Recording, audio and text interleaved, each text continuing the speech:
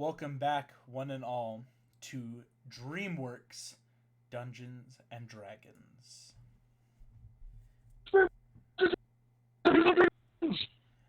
I am your dungeon master, August Schmid. With me, as always, are the wonderful members of our current group. We have Adrian playing as Nana, Marissa playing as Hunk, Mason playing as Moses, Hannah playing as Elizabeth, Nick playing as Bob, and Megan playing as Tulio.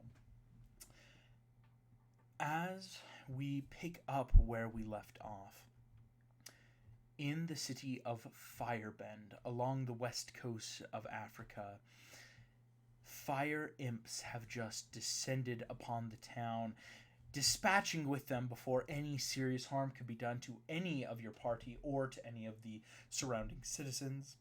This comes right on the tail of a dangerous omen. Indeed, a blood-red moon appeared in the sky after a shared vision from a strange creature who proclaimed themselves as Gabriel, or a messenger. As you are all sitting here, the messenger described to you all that the world, truly that certain higher powers had decreed that eventually the world was going to be destroyed, and that to save yourselves and to prepare, you may either, help save others, grow more powerful yourself, or a variety of other things that you so choose to do. This is right where we pick up. Is the group has just finished this encounter with the fire imps that suddenly appeared out of the sand themselves. All of you are standing in now a very empty market in Firebend, and I will leave this up to a bit of roleplay communication between amongst the party to kind of figure out what you guys want to do now that you have this information. Do we believe that it was actually an angel?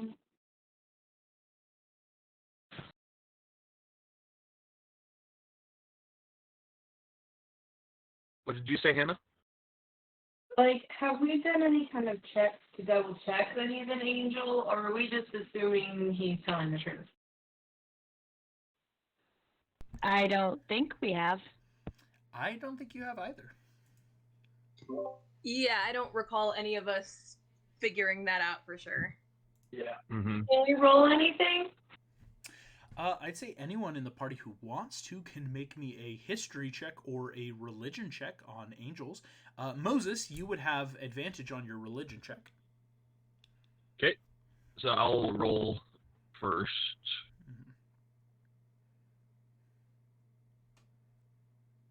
Oh, the highest I got was a 12. 12, interesting. Hunk got a 5, not bad. Not good. 14 for Tulio, 10 for Elizabeth. I actually should say, if Bob... Nana got a 19, just so y'all know. Nana did get a 19. And Bob the Tomato got a nat 20. Yes. Woo! Oh, man. Bob, that's what I'm talking about right there. Bob the Tomato. God made you special, and he loves you very much. But God also needed servants to protect his chosen people.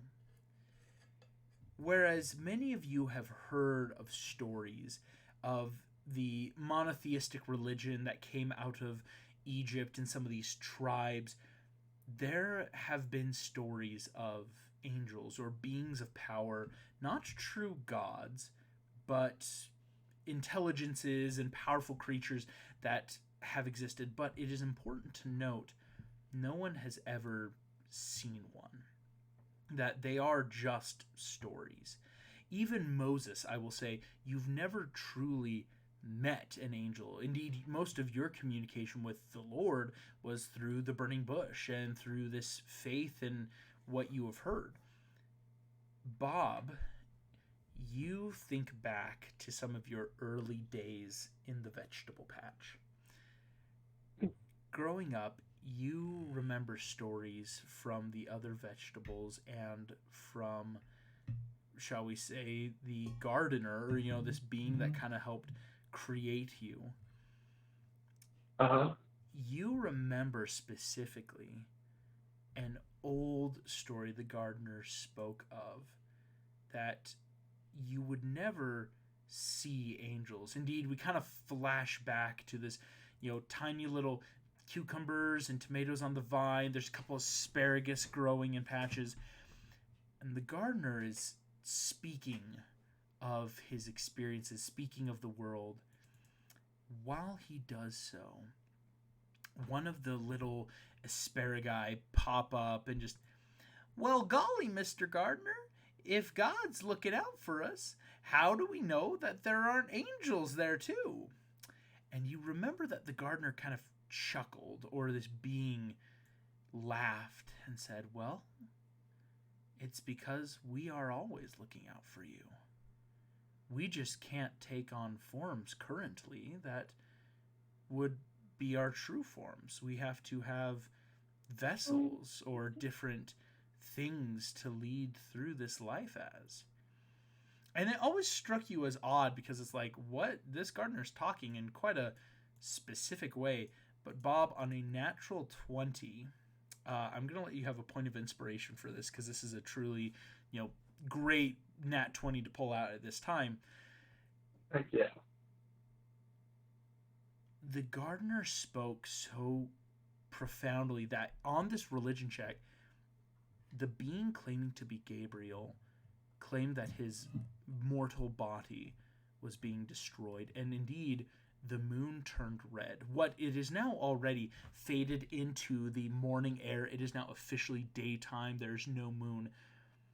But the gardener never said that an angel couldn't have a form or avatar that was humanoid.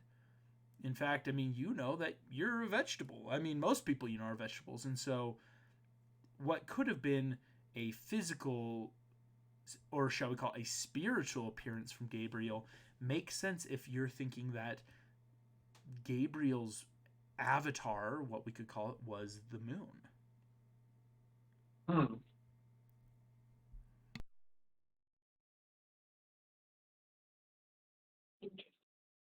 Interesting. Okay. I'll share that information. So we think he's an angel, for sure. Yes. I think he probably reminds me of the angel that I was talking with before, right? Maybe not the exact same person, but he gives me that same vibe. Exactly, Bob. It's a very similar vibe. Well, awesome. Right, so gods and angels are a thing now. Great, because life wasn't complicated enough. Oh, it could always get more complicated, I'm sure.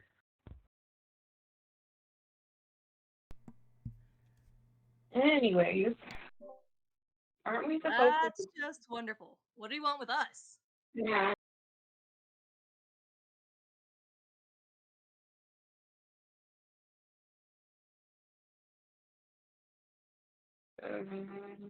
Aren't we supposed to try to figure out how to change ourselves so we don't die?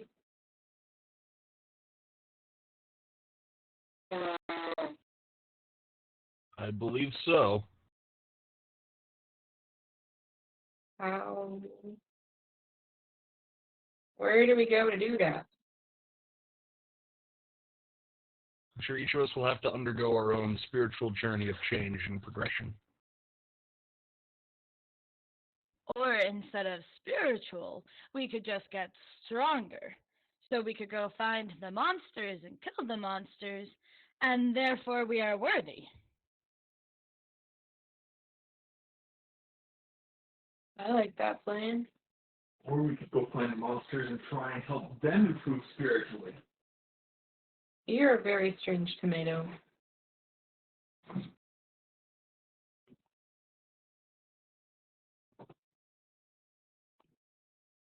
So where do we go, guys?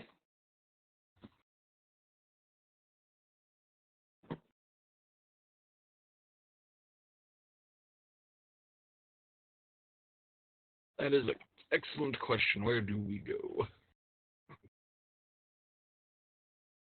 Who's got his Moses?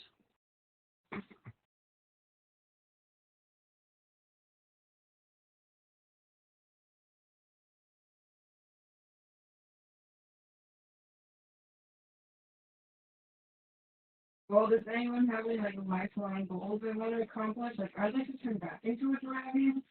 So if anybody knows of anyone who could turn me back into a dragon, that would be awesome. Also, I really want to go beat up an ogre. That's part of it too. And I want to help me do that. If anyone wants to help you do what? I couldn't quite hear you. Beat up an ogre. And a I could donkey. be persuaded. And a princess. Could absolutely be persuaded. So if we wanted to start there and see what happens, I mean, that's a direction anyway.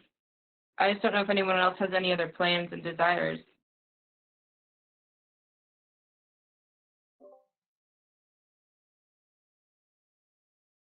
Oh, it'd be quite beneficial to have a full dragon on our side, so I say it's as good a place to start as any. I didn't hear a place, though. I heard an intangible goal. Yeah. Well, okay. I kind of want to beat up an ogre. I know his name. Is there any way we could ask someone if they've heard of him? Maybe they'll know where he's located. I can guess, but I don't want to be, like, on the way there and find out. His name is Shrek. Okay. And we trust him, why? No, I want to beat him up. Oh, okay. Teach their own. Okay. Revenge. Could we do like a nature check, see if we find out where ogres might generally live? Yeah, I would say anyone who wants to can either make this a nature or history check, like if you've ever even heard of this Shrek character. Oh, nat 20. Ooh. Natural 20. Yeah, try to get a nat 20 about Shrek, but not about angels. Moses, you've heard of this Shrek. Crazy. God, Moses. Mm-hmm. What I would say is this.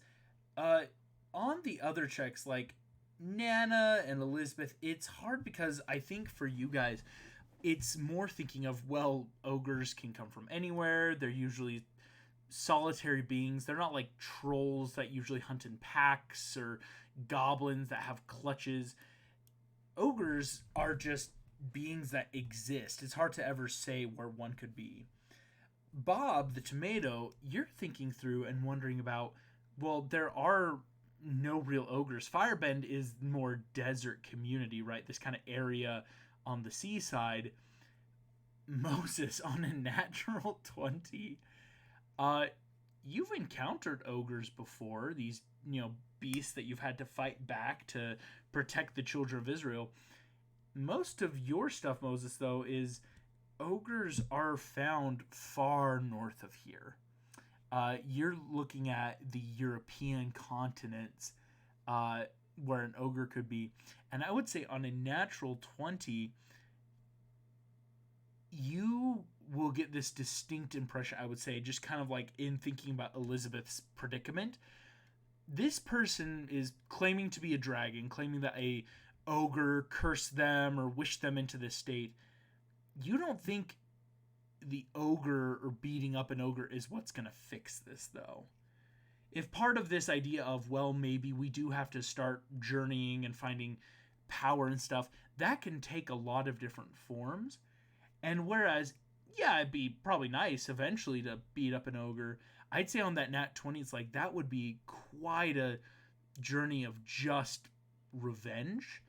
And being that prophet coming from that place of knowing more about revenge, I'd say, Moses, it's the ogre's not going to get Elizabeth back into whatever previous form she's trying to find, as well as it's kind of out of the way, especially for you, Moses. I think this nat 20 actually does lead back into a bit about angels. whatever the Lord is planning, whatever these angels are planning, this is something that there's got to be more to this that you guys don't know yet. All right, I will relay this information to the rest of the party.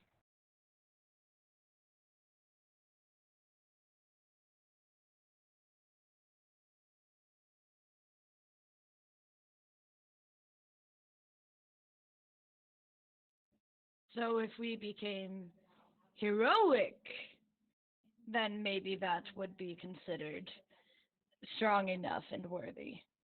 So if we defend others from monsters, maybe that would be good enough. In a way, that could work. August, Yeah. do we know of any other groups that were visited by this angel? Well, I would say it's one of those passive things of maybe. I mean, out of the millions or billions of intelligences and creatures in this planet, you couldn't have been the only ones. But I would say it's that very non-meta knowledge of, but who are they, and what are they, and where are they? Yeah.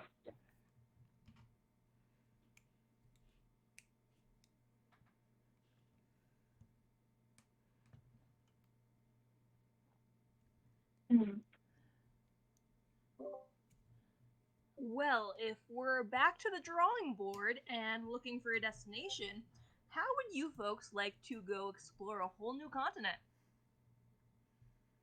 One for the I would be bucket all list, right with right? that. I don't have anything in particular I have to do. I mean, we're in a port city. Sounds good to me. Can I hear? It is. August, we are in a port, right? Are there any ships that would get us to South America from here? Yeah, you would have to probably head down to the docks and see if there's any ship charters, but yeah, Firebend is one of those major port cities where you could sail around from here. Would we need to make, like, an investigation check or something to I would find a say ship that goes where we want it to go? yes. I would say as a party, if you guys all want to head down to the docks, it would be an investigation check to start seeing what's down here. Could it be intimidation if one were to just bully the first official person they see into telling them the itinerary? Nana, I'm gonna let you make that check. I will let you know if you get anything below a 6, there will be consequences.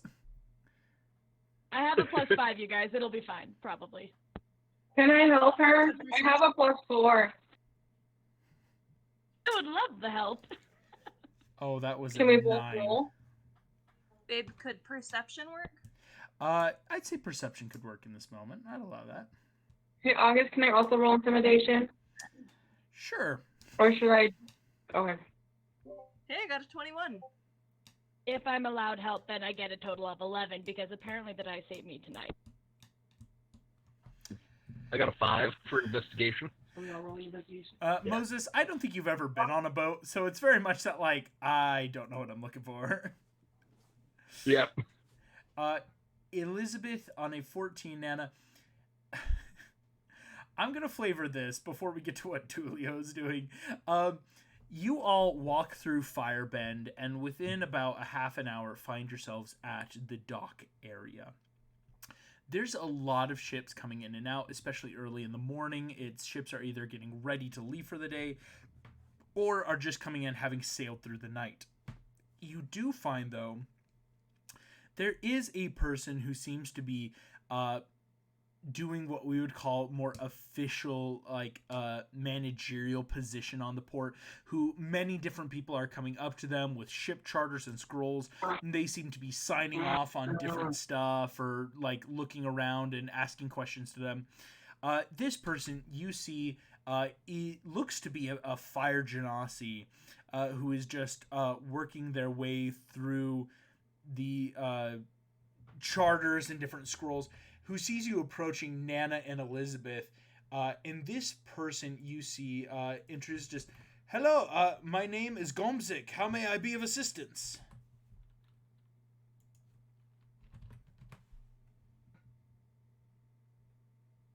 Elizabeth, you can take the lead Hey. in this. Sorry, I'm in the middle of putting cookies on a tray. Okay, I'm gonna like fold my arms, like puff out my chest, and go, we need a place to sail across the sea, and we've heard you got the best stuff, so you better give it to us. Or she's gonna beat you up, and I'm gonna point to Nana. Good heavens. I'll just kind of snort threateningly. Good heavens. Well, listen. You do this. Yeah. 16 plus 2. You see Gom's like, no? Goodbye. And you see this Genasi kind of like side eyes you guys and immediately just walks away. We tried. Was worth it just for the laughs. Well, next ship, let's maybe try being a little more diplomatic, let's say. Tulio, as this interaction kind of occurs, you take a moment, check the ship charters, and just start scanning. Most of the ships seem to have flags either denoting that they're from Firebend or that they're heading up towards nations like Syracuse or even starting to sail down the tip of Africa over to what we would know as the Indian Ocean. After a moment, though, Tulio, you do spot a couple of ships that are far down. These look to be large galleons made for long, month-long voyages.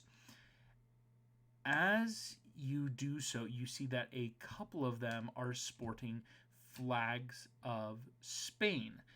Flags of which, Tulio, you recognize because they are flags you sailed in on.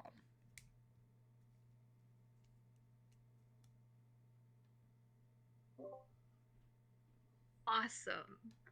And so these look like they'd be going back to South America?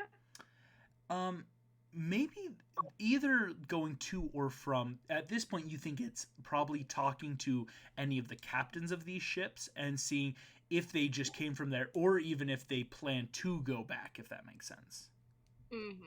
Just I'm thinking if it's the end of the world, I might want to, find somebody and let him know.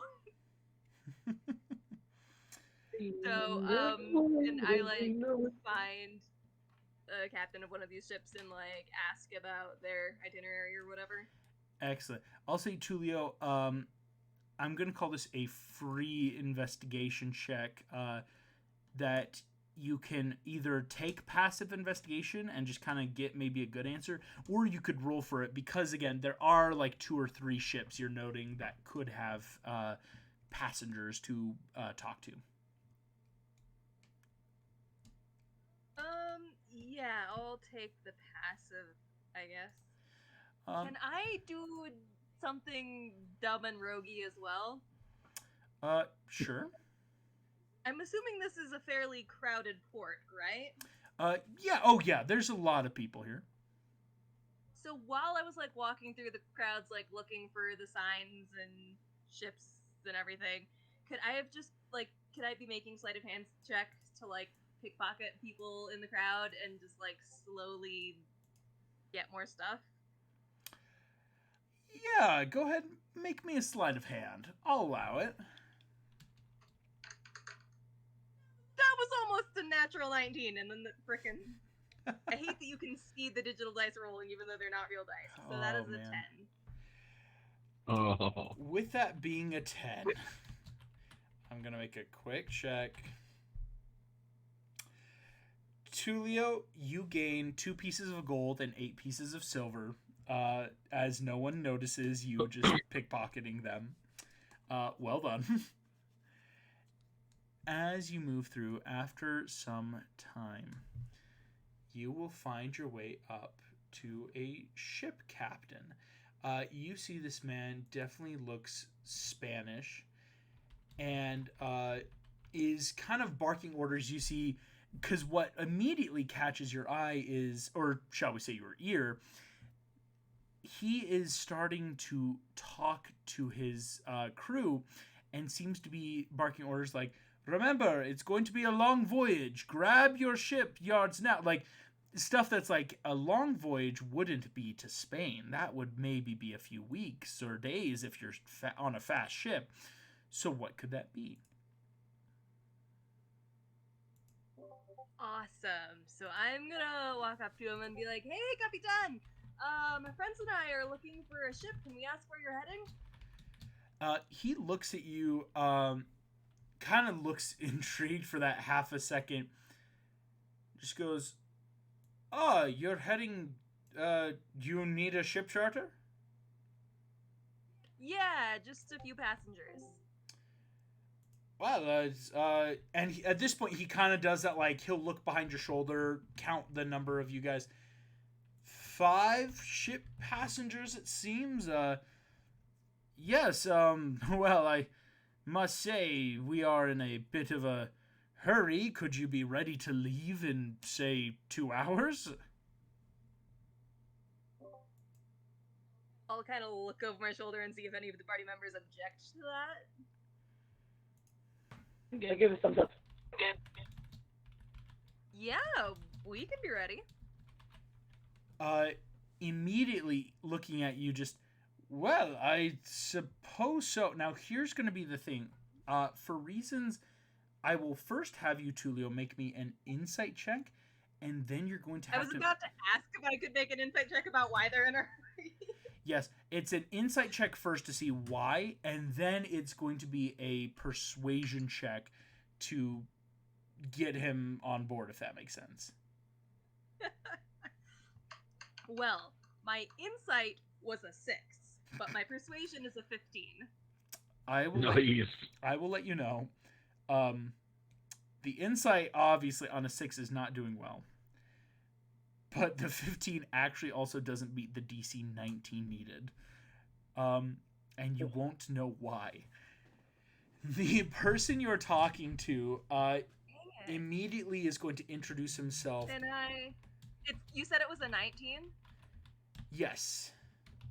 If I guidance myself and roll a 4, will you let me retroactively do that? Because I forgot that I had that.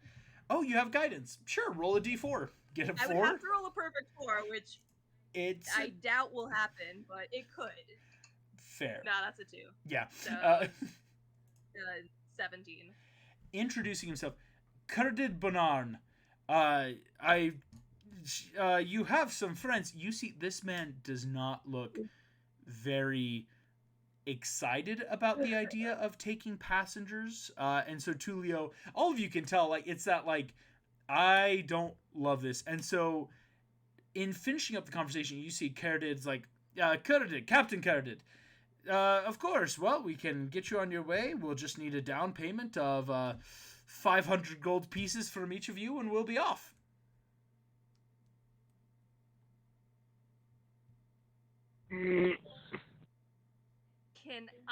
I'm assuming this would be another persuasion check, but what are the chances of me pulling out my dice and asking to play him for it? I'll let you know it's another DC 20 persuasion check. Alright, I'll see, and I will remember to guidance myself beforehand this time. Persuasion? Persuasion.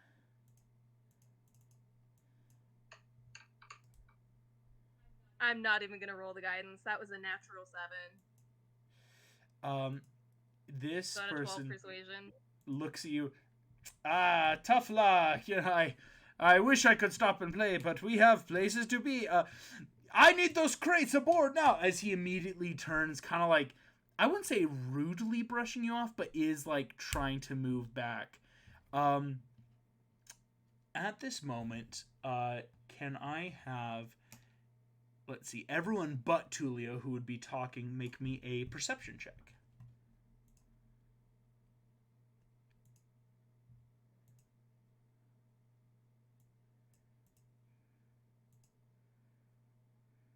That's 20. Oh no, Hunk. Oof. That's 20 for a total of 23 for Moses. Are we still getting points of inspiration for nat 20s? I'm just double checking. not every nat 20 will get a points of inspiration. It's more like if it's something that like, wow, that's really going to help out, or it's a cool roleplay moment. So not true 1D&D rules, but I still will try to incorporate it if that makes sense. Sweet. Moses, on the nat 20, there is someone watching you. As Tulio's talking... Sorry, what was that? No, you finish up. I was just going to say, as Tulio's talking, you notice that back out a little beyond the dock in one of these alleyways, there's a figure who you can't really make them out well right now, but is watching you, and you kind of realize has been watching you ever since you guys got to the port. I'm going to walk over to him.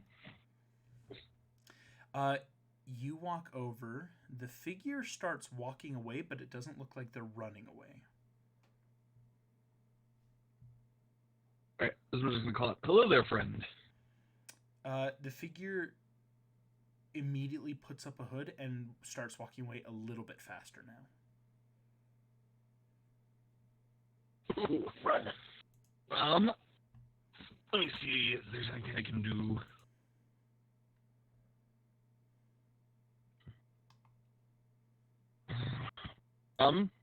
Yeah, can I make a check or something to try and catch up with him? For sure. Go ahead. We're going to make opposed athletics checks. Yep.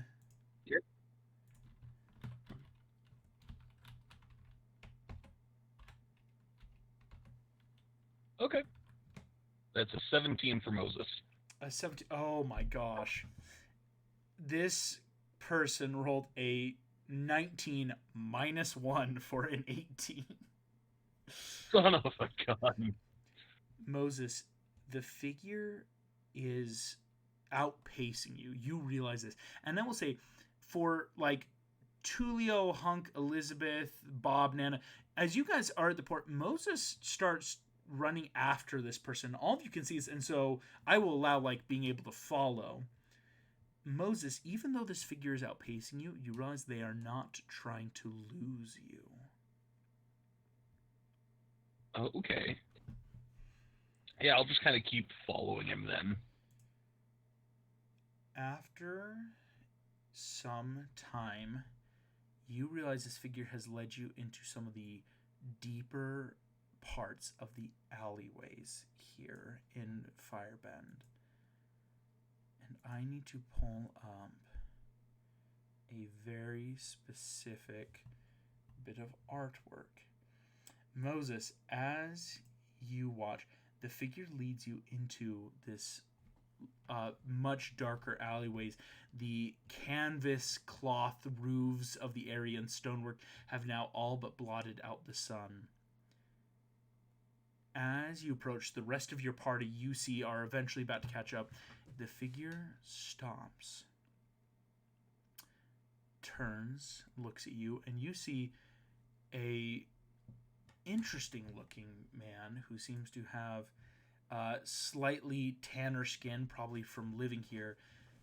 But what you notice is their body is starting to glow, specifically around the eyes. As you do so, Ooh. you see this man looks at you.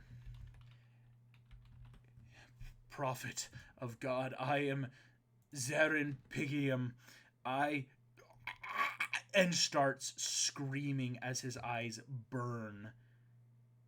And eventually he falls to the ground unconscious.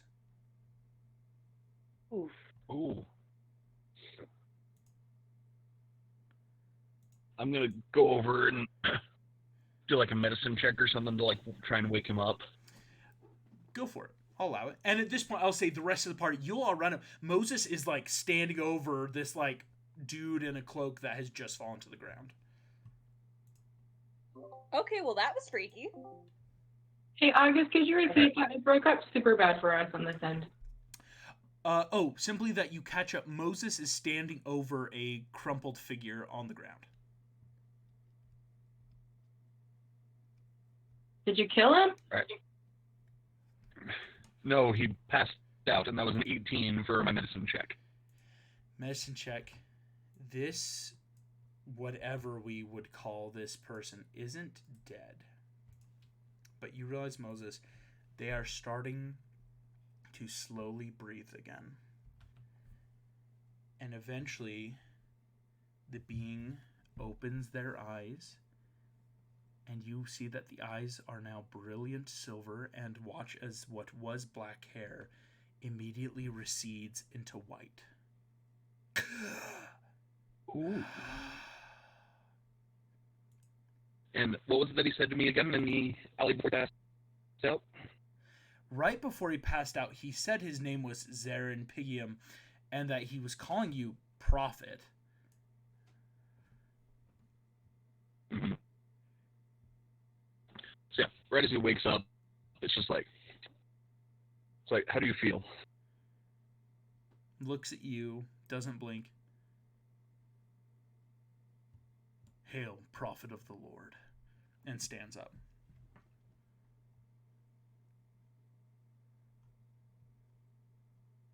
Do you have some message for me?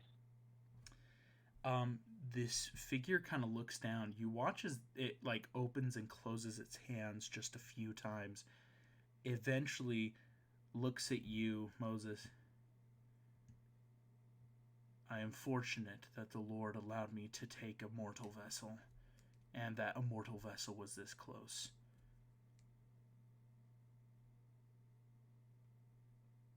Moses, go ahead. Truly fortunate indeed.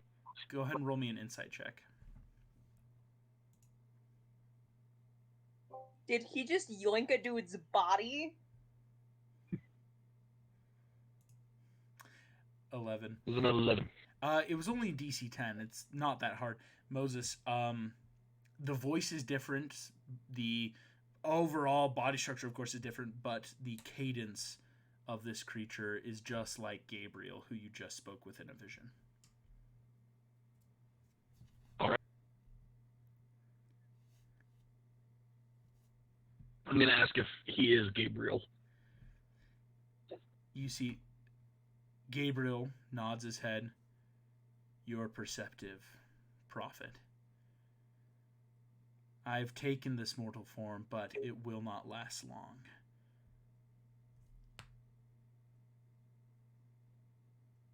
As Gabriel turns... Do you have... Yeah, sorry.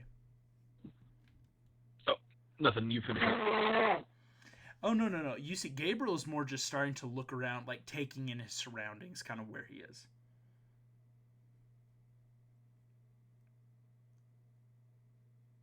Okay, I'll ask why he's taken this mortal form. Or vessel.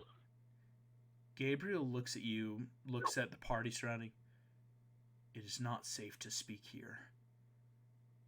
Do you have a place where we can meet?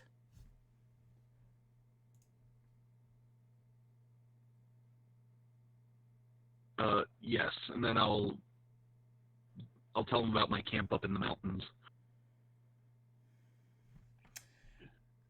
You see, he says, this will do, but I do not know how long my form will last. I imagine that most of us would have had a room in town because we're staying here. So, I mean, I would offer my room at the inn or wherever that I'm staying. Yeah, for Nana, you were staying at a place called the Chalice, and you could definitely offer that up. I'd allow it. Well, it would be a little bit cramped, but I do have a warm place. It's too warm here. I do have a solid place to stay, and then I would lead people to the Chalice. All of you watch. Gabriel immediately walks fast and just follows swiftly after Nana. Not a second hesitation.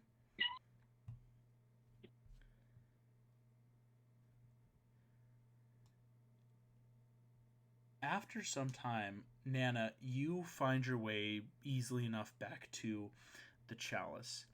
The Chalice is located in what you would know as the Warehouse District. It's surrounded by a lot of alleyways and probably black markets, if we're being honest. There's stacks of crates and barrels lining away. And you see, the chalice is a single-story inn with half timber, half timber, half brick, and it is quite disgusting. I would say it is that like it's a cheap room for the night. But coming in, you see Nana, a thin dwarf, Eraz, who is the innkeeper, notices you enter with the rest and kind of comes over. Ah, it is you. Are you coming back for another night? I'll know in about an hour. You see, he goes, well, listen, I already rented out your room, so I don't think you have a place here right now. And he kind of like holds out his hand expectantly. I give him a firm handshake. Thank you very much for the warning. We'll be done in an hour. And then I just keep going to the room that I had earlier. I'm going to describe this. Nana, you open your door and see there are two figures already in the room in a bit of state of undress as Erez the dwarf chases after you. I told you not to open the door! And these figures kind of like yell at you and slam the door. Oh, dang it. That sucks. You see, Erez, I'm not joking. This is not a bit. I need the money. You need a new room. I already rented out. How much did I pay for the room? Again, this is a cheap room. It was like a piece of silver for the night. Because it's the equivalent of what we would consider. This is a drive-in motel level quality. Just like it's a quick place. And I'll hand him 3 copper and say, I just need a place for an hour. You see, he goes, oh, all right. I mean, we could have led with that. He, you watch as Erez walks over, opens the door, closes it behind him. You hear a bunch of yelling, and then the two figures leave in their states of undress. And Erez like, right, there you go. You have your room back. Wow. Okay. That works. All of you can shuffle in to this small little room. Closing the door, it is very much that, like, it's not totally soundproof, but this is a place that you are more or less secluded. Thankfully, there are at least, like, 6 or so patrons that are out either eating or drinking in the other room. And so you have decent enough cover. As you all enter in, though, you see that Gabriel walks in, sits down just like on this like little crate in one of the corners, and is going to begin to utter a bit of spell work. Anyone who wants to can make me an Arcana check to maybe get a glimpse of what he's doing right now.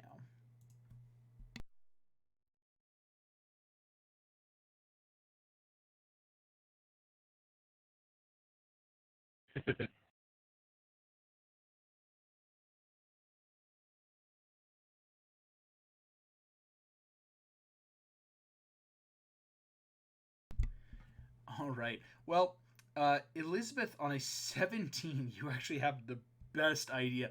All of you, it's that very much he is not speaking any normal language.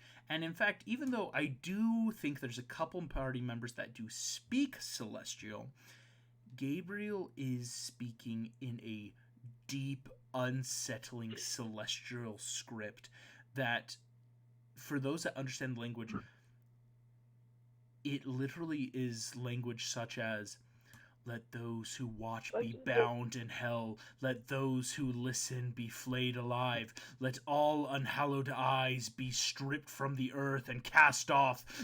And like these dark, almost like curses or threats, it feels like. And yet, magic is slowly shaping. Elizabeth, you realize that this is a deeper form of the Hallow spell, as Gabriel is making this place, in his own little way, a room where nothing can enter or exit or listen that he doesn't want to. Okay, I'm gonna whisper that to people.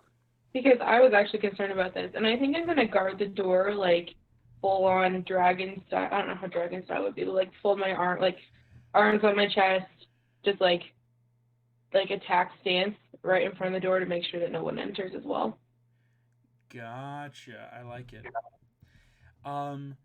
You do so, and I will say, Elizabeth, you then notice like there is an area just outside the door where sound starts, but then it seems to stop, and you realize like as well as a howl spell, it is that he is silencing this room kind of from the outside in just to make this a little bubble for you all.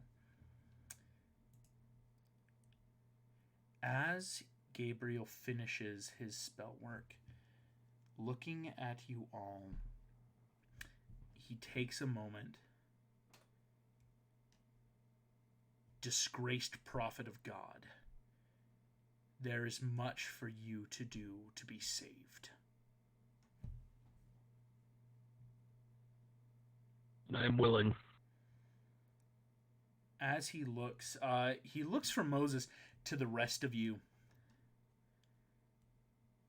There is much you can do to find your path and purpose in this world. Know that there are things that needs be done for the world to either be saved or destroyed.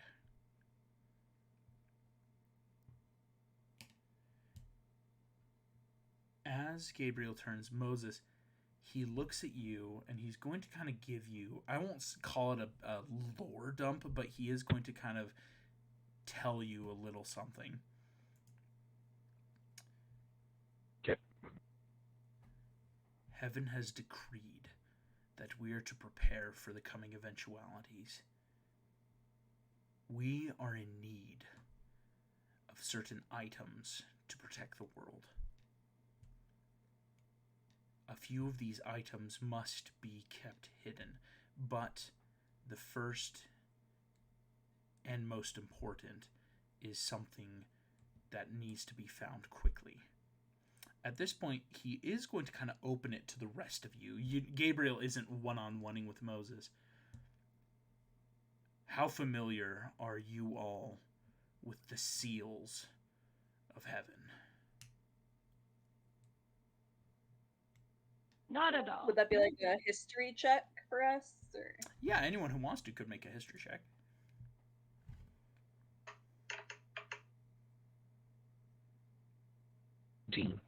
Never heard of them. Hunk on that one. Yeah, it's not doing Never great. mind, maybe I do know something out of 19. 19. And Bob the Tomato with another nat 20 of the night, ladies and gentlemen. Yeah. Dude. Bob. Anything religion, I've got it. Except for angels. Except for I got angels. the Oh, okay. Yeah. It was Moses in that 20. Yeah. Bob the Tomato is insanely good, apparently, with his religion. And so, Bob, yeah, the seals of heaven, each one is to be loosed in the coming of the destruction of the world. Like, this is Revelations. I'm kidding. But, Bob, to the extent of you know of these seals that are spoken of, but even your knowledge, Bob, on a natural 20 is to the effect of they exist. Like, no one really talks about what they are, merely that there are a couple. Nana, you've also heard of this. I'd say Nana and Moses on the joint 19, it's very similar to, yeah, there's seals that have been talked about in the world. And for Nana, it's more that long ago you've met people who worship the Lord, you know, this kind of like monotheistic religion versus the usual pantheon of gods that nations have. The seals have always been spoken of, though, in, shall we call it, not even mythological term, in speculative term. That the idea of there being some sort of seal or gateway or things like that just doesn't exist in their minds. Moses, as you are seeing this, Gabriel turns just, does anyone here know of the seals of heaven?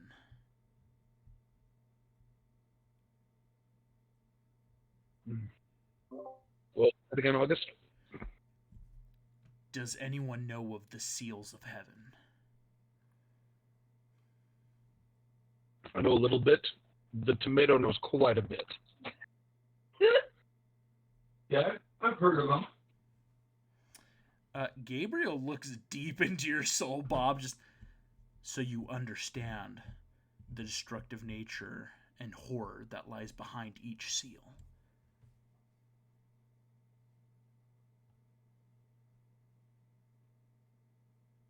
What are you gonna say to that, Mr. Tomato? I mean, I think you definitely know more than I do, and I'd love to learn from you. Gabriel seems to just like blink and looks up. Long ago, there were those that opposed the Lord, that were thrust out of heaven. They wished to destroy the world, and thus they were sealed away. It was a arduous task. Many of the angels of heaven fell, but through sacrifice we were able to seal away the demonic realm of hell. Now, this was not a perfect sealing, as mortals have still been corrupted by the dark demons of the abyss, and that certain demons and devils have been summoned to your mortal plane even without our interference. But the seal remains intact. At this point, Moses, Gabriel kind of looks at you a little more strongly. It has come to our understanding that whatever is seeking to break the seals is a being of hell. Something has found a way out and seeks to break the seals.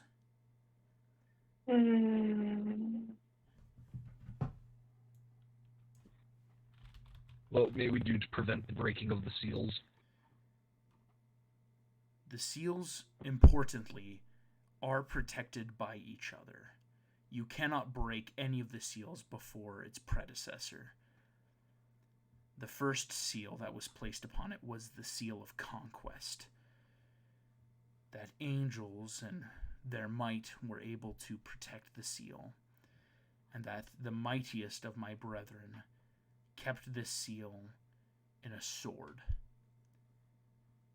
It is known as the Sword of Power. But this is where we find ourselves in distress. The Sword of Power has been broken. But merely breaking the sword did not break the seal.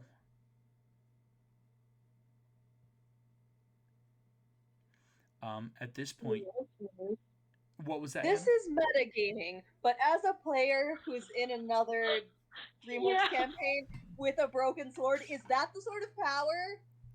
It was called the Sword of Power. It is that freaking sword. I don't know. Take a wild guess. But what was that, Hannah? Sorry, you had a question. I'm flipping you off, just because you can't see. Do we know? So, okay, what is the most important part then? Do we need to go protect the seals, or do we need to go find this person and destroy them? You see, Gabriel takes that. Just that is of your choice. Again, heaven cannot interfere much currently. What we can give you is that the Sword of Power was broken into 7 different pieces. Thankfully, one of these pieces is still carried by an individual that has been deemed worthy by heaven. 7 other pieces exist, and due to the nature of the Sword of Power, it is one of the Archangel swords that even we cannot simply scry upon. These shards have been rained down upon the earth. All we know is this, and you see at this point, even Gabriel starts to show a little bit of emotion and maybe what you could call, maybe not fear, but apprehension. One piece is currently held by the demon that destroyed my true avatar.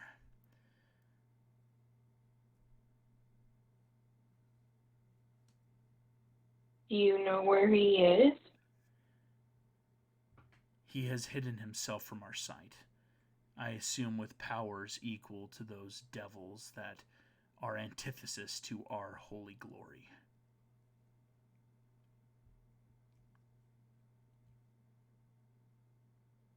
So I don't know about you guys.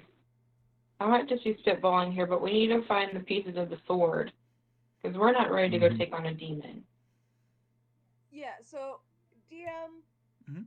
when he said like the pieces got like scattered or arranged down or whatever, does that sound like that happened like a long time ago? Like this is ancient lore, or like it was a recent thing? Actually, that is an excellent question. It sounds recent enough, in which case I would allow anyone who wants to make a history check. Let me roll another one. I will guide Okay, this myself. That's a dirty 13.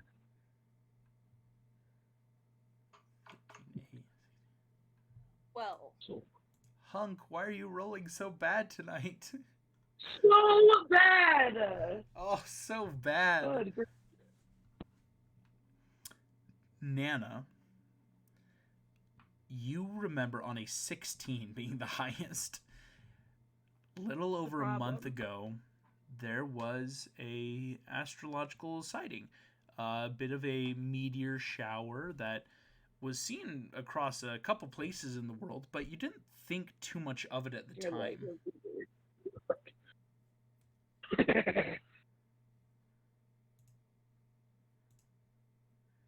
Well, I'm not one for stargazing, but it was kind of hard to miss the meteor shower that happened a little bit ago.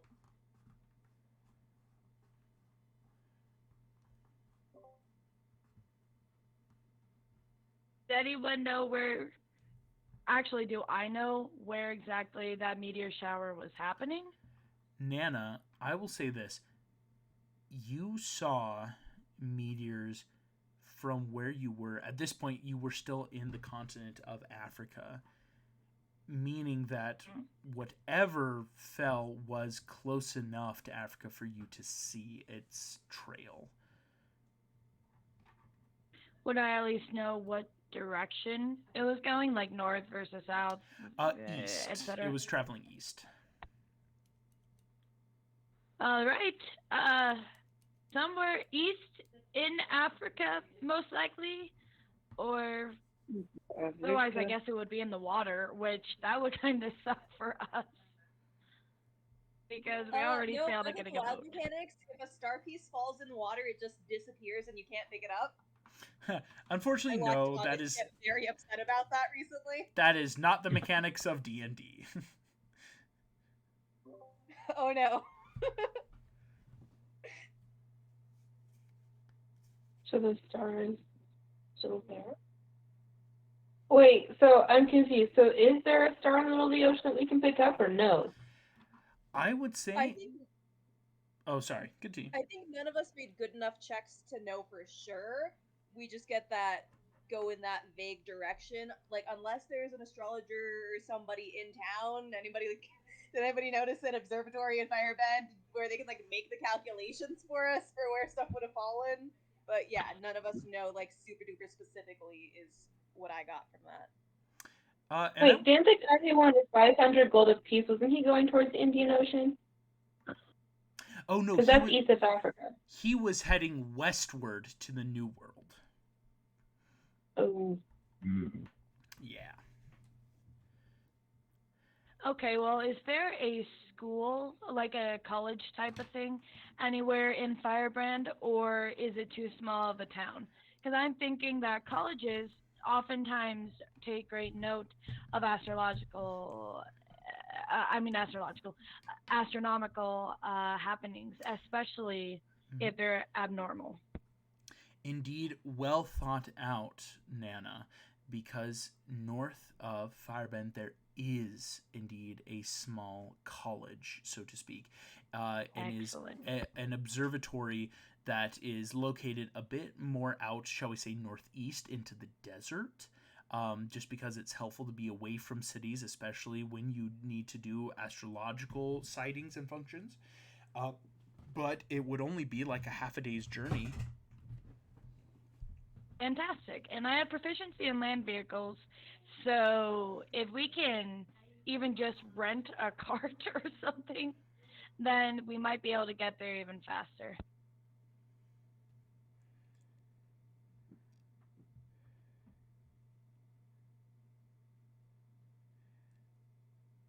Anyone have any thoughts?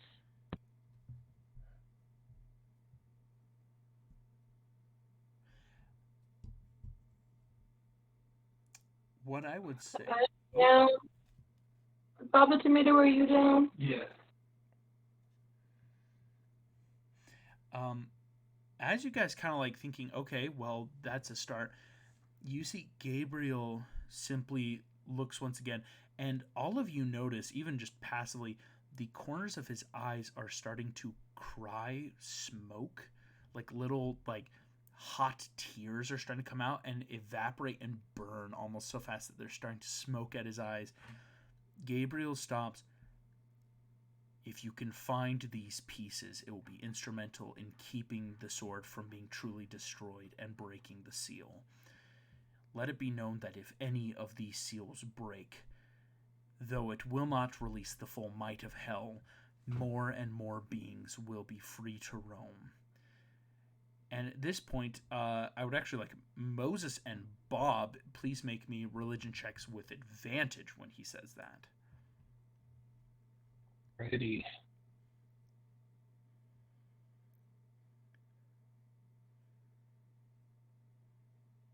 Alrighty, my highest was a 17. 17, pretty good. Mine was an 11. 11. Not as good. Not as good. I would say, because for Bob, it's that, like, yeah, this tracks, like, when the seals are loose, you know, scripture and Sunday school tells me that, yeah, bad things happen. For Moses on a 17, the way Gabriel says that, you think it's not just hell that will start to be loosed, though, when seals break. In fact, Moses, the way Gabriel has been talking, a lot of his language has been loaded to say how heaven has yet to intervene and how they have yet to do things. And so it's very possible that more than just demons might appear when the seal, if the first seal ever breaks. Alrighty, so yeah, we definitely don't want that. As this happens, Gabriel starts really smoking out of the eyes as he says, I am finishing this mortal form.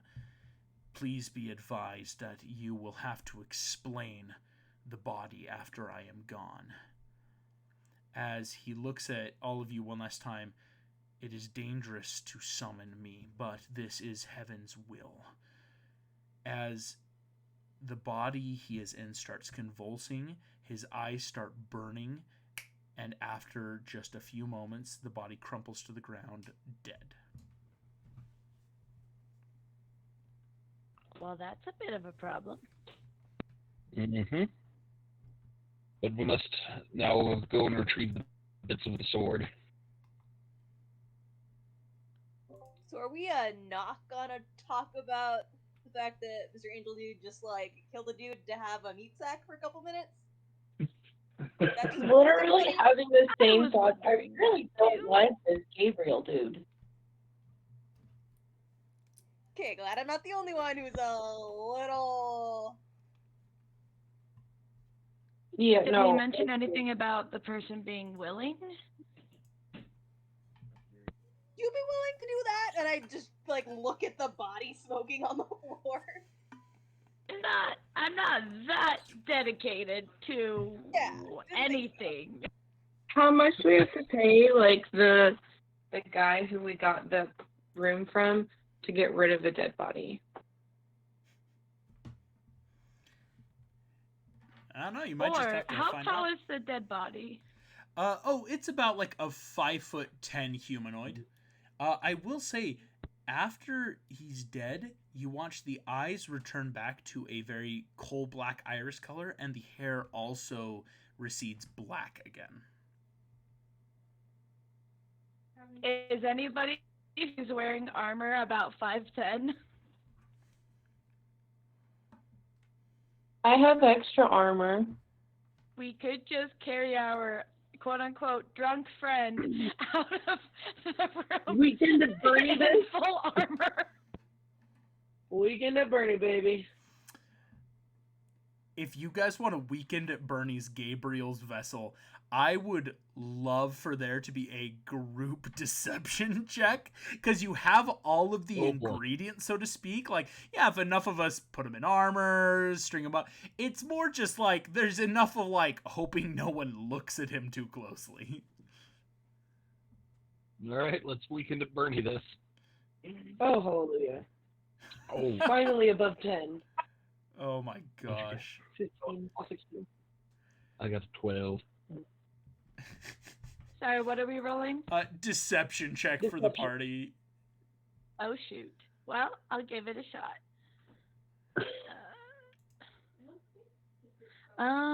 Okay, I've got a +3. Let's see what it does. I got a nat 20, y'all.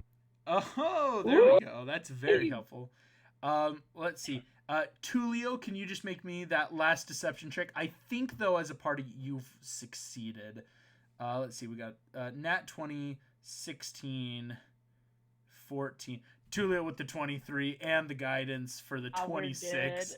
26. I'm going to say, Tulio and Nana, you kind of do the bulk of the work, and Hunk is that, like, the muscle of, like, Hunk, you pick him up under one arm to, like, give the, this is my friend who's drunk, and Tulio, you're making it sound like he's, like, gurgling. Nana kind of, like, too much, and the rest of you, like, go along I'll with it. provide the vodka. Exiting out of the room, it's also important to note that even though you exit to the room, the spell seems to be still up, as, like, when you guys leave, suddenly all the sound comes back, and yet you just can't seem to hear inside of that room. The dwarf, Erez, comes over, just, you enjoyed the room, didn't take full time, did you enjoy it? And he kind of, like, looks at the party. Good party, good drink. What more can I ask for? Thank you, have a great day. And we hustle. We made your room soundproof, so now we need some gold. Cough up. Erez just, soundproof, thank you. I can charge extra now. Yeah, cough up. We did it for you. I'm gonna hold out my hand. No. You pay me. You damaged my room by putting magic on it. You pay me 10 gold. And he offers out his hand. I'm leaving. We'll call it even. We'll call it even. If I see you again, I call the cops. You see, he says it like a joke, but it's that, is he joking? Awesome. Erez kind of laughs it off, goes to, like, clean the room. No one notices. You bring the full body out into the street. Once you have the body out back into these alleyways in Warehouse District, what do you want to do with it, I should ask? I have a suggestion. Okay, let's hear it. I think Lonnie was talking about hiring a cart to, like, shake a half day's journey to, like, the small college thing. Theoretically, there's, like, a big tract of wilderness, so if we just, like, prop him up, sit him down somewhere while somebody goes and haggles for a cart, we can throw him in the cart, and again, really easy, nobody's gonna be, the dude's just, like, sleeping in the back of the cart, right? And then we just, like, bury him somewhere on the road. I think that's a solid plan. As long as we get my armor back, I don't care. Just get the armor back for sure. Solid All right, plan. let's bury him on the road. Alrighty. Nana, if you want to go ahead, give me a quick investigation check to find yourself a cart somewhere in Firebend. Or at least some sort of vehicle to, like, kind of transport the 6 of you plus a body. Because I have proficiency in land vehicles, would I get an advantage? Not yet. Dang it. Okay, well, let's see what the dice say. terrible. Okay, that's fine. And 11. Nana, you're looking around. There's not a lot here. There's a few camels, couple mules, but just no big carts. Like nothing like cart or carriage worthy that really is gonna scream, you know, this can get us out to the observatory outside of town. Can anyone else be with her to help? Like, I'm assuming it doesn't take the entire party to watch one dead guy, right? I would say yes. One person's gonna have to stay, and it can't be Bob the Tomato, just because Bob is a little too small. Who else would like to find something? I don't know if I'll it's look around reasonable for myself. me to go with you and haggle or stay with the body just in case I need to I'll roll a stay- perception check because I have We can expertise. stay with the body. Hunk will stay with the body. Okay, thanks, Hunk. You're a real one for that. Sure. I'd say Tulio and Moses, if you want to help give some checks, trying to find a cart for everyone. Sure. What are we rolling? Investigation? Investigation, perception. It's kind of like you can Oh, I had a choose Really something good perception. I did not realize I could do perception. I'll do perception real quick. for sure. Okay, Plus that's 2 to that. 11 perception. I got a 17. Here we go. 11, 21 perception. 21. Nana, you just needed friends to help you out on the way. That's the key. Eventually, you do find, though, there is what we would call a camel sled. It's 2 camels with, like, a runner sled behind it, almost like what we would consider that, like, Santa's sleigh, you know, if you believe in Santa in this world sort of thing, but more outfitted for going across the dunes. You see, there seems to be a beautiful, like, Earth Genasi woman, hair tied back in the hot sun, who notices you 3 approaching, and kind of, like, gestures over, just, "Hello, my friends. Are you in need of one of our sleds?" Yes, we are. Excellent. Well, it would be my pleasure to outfit you. You may call me Azure. Come, as she starts, like, showing you the sleds, most of the sleds seem pretty good. Like, there's no, like, excellent one or, like, bad one. But you see she turns, "These sleds can hold much if you're heading out of Firebend or even across the dunes. We could rent or sell. Are you looking for either of those today?" Would we think that maybe buying might be a good idea? I don't know how far we're going to have to travel if we're trying to retrieve all the pieces of the sword. Yeah, I'd probably say That's buy fair, would be actually. best. I guess buy it is. So kind of like buying just because, hey, we're going to need cash. Or, excuse me, not cash. We're going to need a ride for more than just this. You see that Azure kind of nods as you guys kind of look at each other. "Of course, please. Here in the African continent, we do need our way of travel. I would be more than happy." You see, she kind of gestures. "We have some of our finest camels that can last for days without food and water. They can move you quickly and safely across the dunes. And if you buy, we will offer up one of our sand veils." And you see, she kind of gestures. It's almost like a mosquito netting that can prop up almost like a tent around your cart. "In case you get caught in a storm, it will help protect your eyes. And we could sell this all to you for, shall we say, 150 gold pieces." Why is everything so expensive in Africa? I would say most of you can, like, passive insight. She's definitely not trying to rip you off. This may be that, like, hey, if you're buying 2 camels and a sled, so to speak, that can fit up to 8 creatures comfortably, it sounds about right. But I would ask, yeah, like, if anyone wants to do any checks, as she says, 150 gold pieces. I'll do like a percent or an insight check, see if she's willing to go lower. Ooh, very smart, Moses. Go ahead and give me that insight.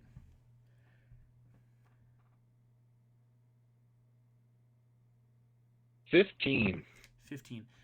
You think she could be haggled a bit. Most everything in Firebend is flexible, shall we say, in terms of monetary cost.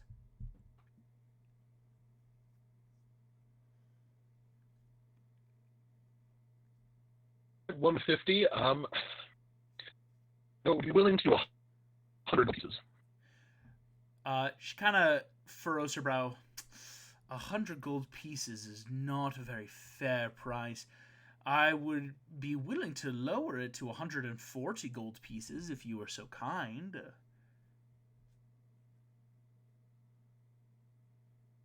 Question. Can you meet me at... Is vodka a common spirit in this part of the world? Not at all. Could it potentially be worth a pretty penny then? For an unopened, clean bottle, yeah. August, Yeah. am I there? Oh, yeah, Bob, you would be able to come since only really Hunk has to be next to the body. Anyone else could arrive. That's what I thought. Can I try and persuade her to go lower?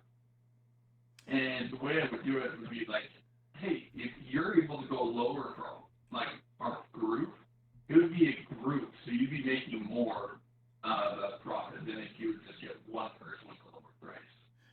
So I'd pitch 75 gold pieces each. I'd say go ahead, make me that persuasion check. I'll even give you advantage. That's like real world smart negotiation tactic right there. Like that's a real thing to say. Like, listen, here's your actual. Good lord. 24 is already the higher of the two. You see that Azure kind of is a little bit startled by the talking tomato. Not gonna lie. But Bob, you kind of hop up and just start negotiating like a true just businessman. Azure kind of like listens though, notices, oh, well, the vegetable does speak the truth. You are a group price. How about this? I can't do 100 gold pieces, but I'd be willing to sell it for 115 gold pieces. Hey, I we will can do offer my 150. bottle of vodka, like an unopened bottle of vodka, if she would lower it down to 100 plus the vodka. This is going to be just kind of a flat persuasion roll. Just let's see if it helps. Oh, shoot. Yeah. Okay, well... Oh, I was thinking you were gonna, like, find a bar and sell it. That might be a better idea. You do this. You see Azure. Is that an opened bottle of half-drunk liquor?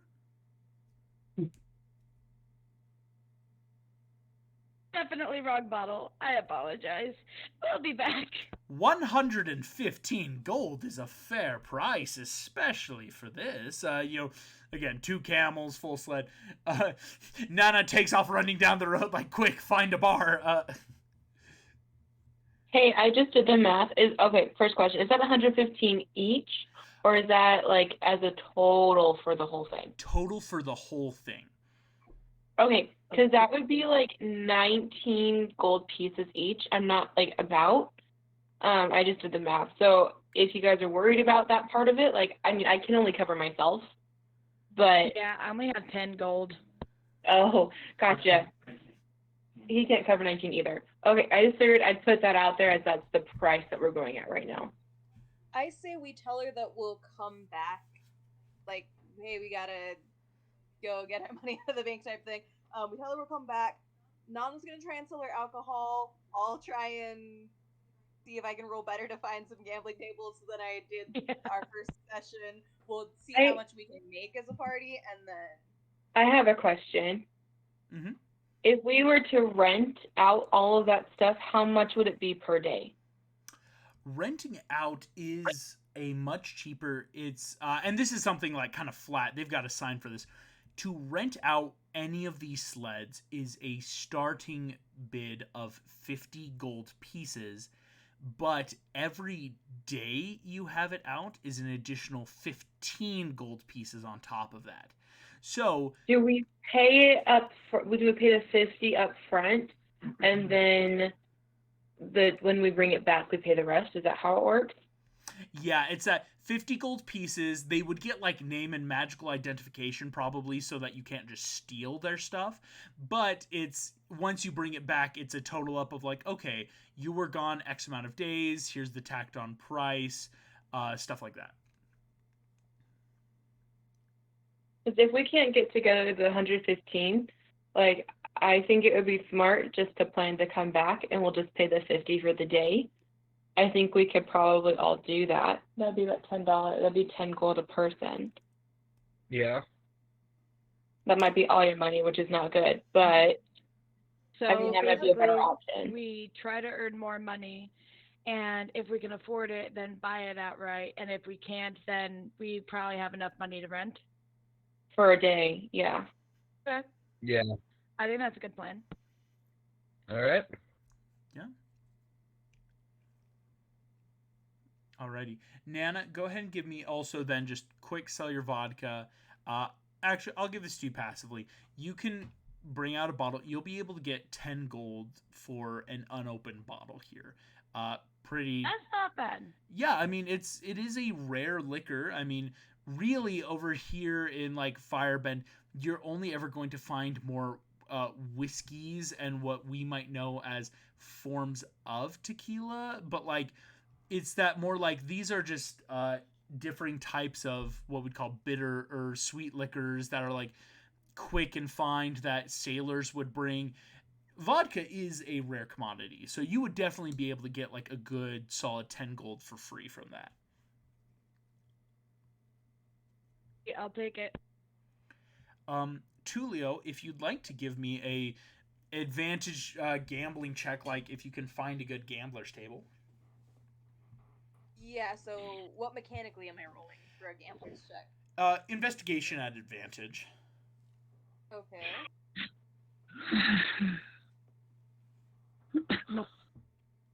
Alright.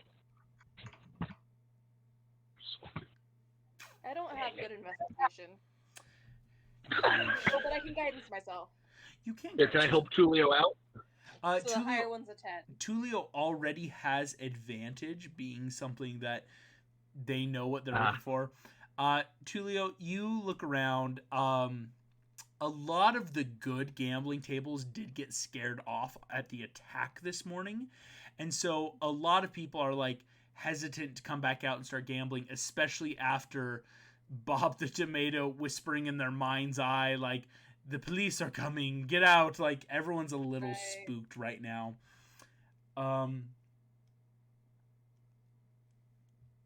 would say that if you want, you could just do a quick rental fee to get the sled just to get out to the observatory, though, today. Hey, that was plan A. I could still, we're in a marketplace, I could make some more pickpocket checks. For sure, yeah. If you want to make me some sleight of hand checks, I'd allow it. And I will guidance myself.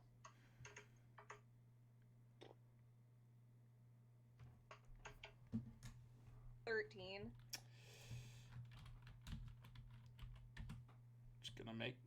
Wow, alright. Well, Tulio, he succeeded by over 5. Tulio, you get about 20 gold spending a good hour. Oh, yeah. And it's like, because this is Nana, you're going and selling off the bottle, everyone kind of like meeting together, like, let's check our pockets.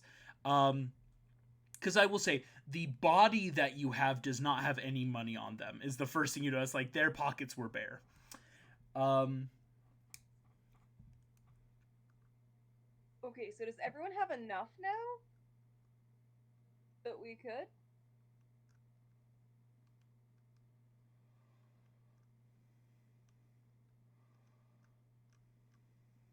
Because I want to say, like, Nana and I were the only ones who didn't immediately, right? You said number 18, right? I only have 15.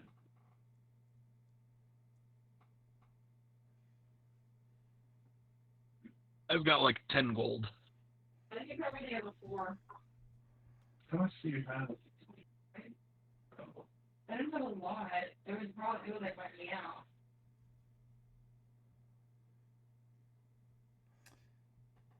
I have 37 gold pieces.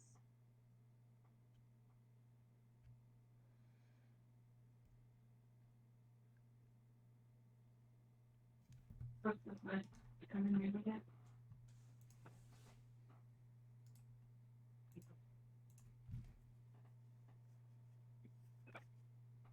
Hunk, how much gold do you have? Like 2. Oh, I don't know if that was something I was supposed to do when we made our character. I don't know. Did the body of the angel stick, did it have any money? I already said no. No money at all. Oh, okay.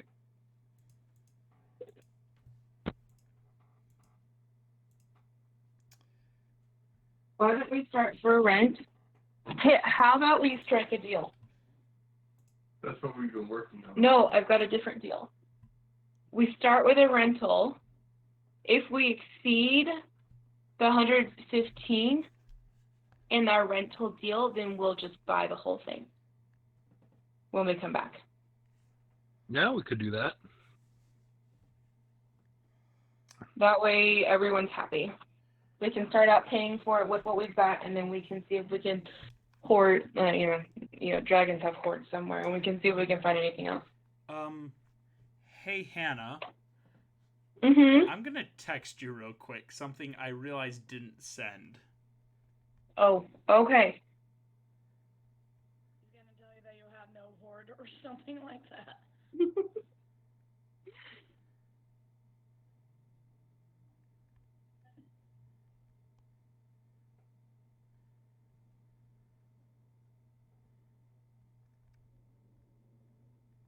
Whoa. Okay. That's good to know, August. I realized I was sitting here. I'm like, this is an interesting character choice. I realized that's my fault for not sending it. Oh. Okay. I was wondering if you had known that. Yeah, 'cause I just took what I could. Okay. So dragons have hoards, and dragons are nice, but I don't want to spend all of my hoard on one thing. So if you guys want to pitch in what you can, I'll pay the rest Okay. to buy this thing, or we can do the rental agreement. That way we don't spend as much. How much do you have in your board? You don't need to know that information, Mr. Tomato. Please say if I'm giving 100%, you got it. I'm not giving 100%. If I'm going with you, I'm probably going to be financing your butt the entire way. You know, you're not wrong. Yep. So, I mean, you don't have to put I would understand if you don't want to put 100% in, because, like, that's a lot. But if you can put what you feel like you could, I just don't want to go full 100% on this. I can put in 5 gold. I'll throw in 15. I'll throw in 10. Okay. Okay, I'm adding it up, August. Okay, good. I was gonna say we could just start putting it into the Mountain Campaign text channel. Like everyone just put their number of what they can offer.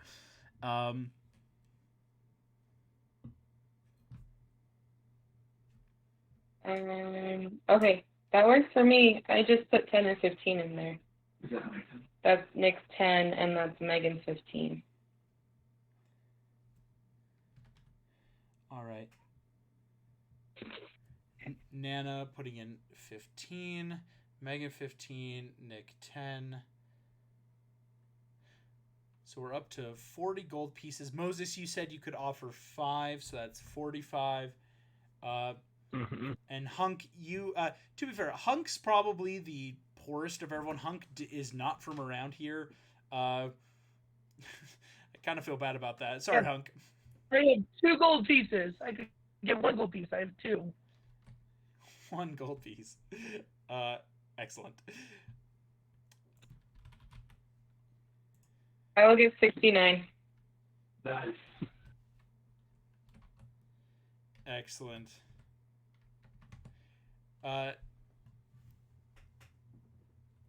That would bring us up. Yeah, if you guys want to buy it, then, yeah, I think that works. Unless I just did my math wrong. Right? If Hannah's our bank all of a sudden, I'd say buy it. Yeah, I'm down to buy it. Yeah. All right. So Thank you, Hannah. everyone mark down what they've got. I will say for everyone, it's that knowledge of this is a quote unquote, it's a good investment because it's like it gives the party a vehicle we can always use. But it is that you do know it's like, well, before any other big items or things we need, there's going to be some money we need to get.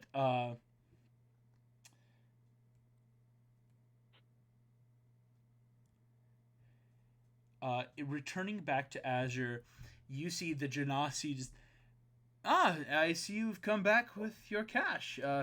Well, I'm more than happy. Here is your camels and sled. Outfitting you all out. And she, of course, she throws in the sand veil to kind of help with storms. And with that, you can all head off to the observatory. And that's where we're going to take a quick 5-minute break for this session. So we'll take a 5-minute break. We'll come back in just a few minutes, and I will see you all then.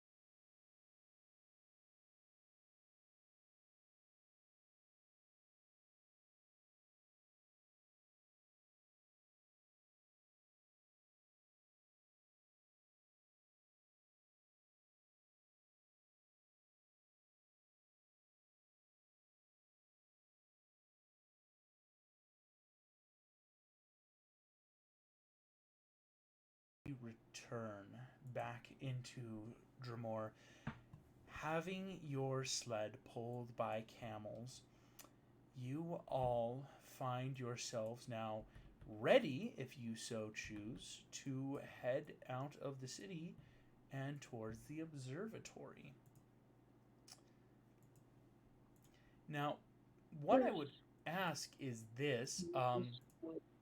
As you guys get on this sled, I would love to know what's kind of the order. Because, Nana, you have proficiency, of course, in driving the sleds. But kind of like, there's a spot right up front, of course, where Nana would need to sit and kind of drive. But there's kind of like a middle seat and back seat, if we're being honest. And where would everyone like to go? I think Moses would have the most experience with camels, so maybe I should be driving.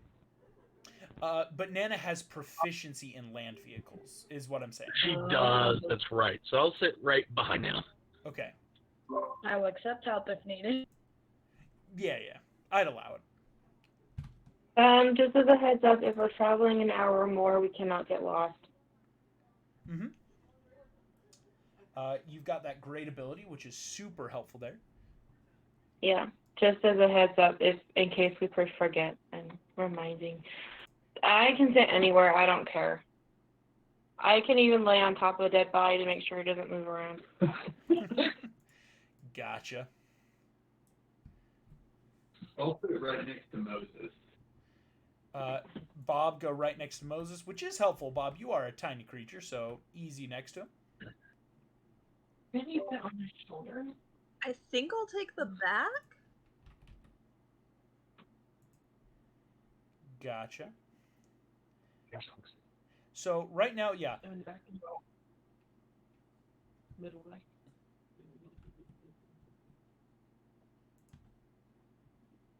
Here we go.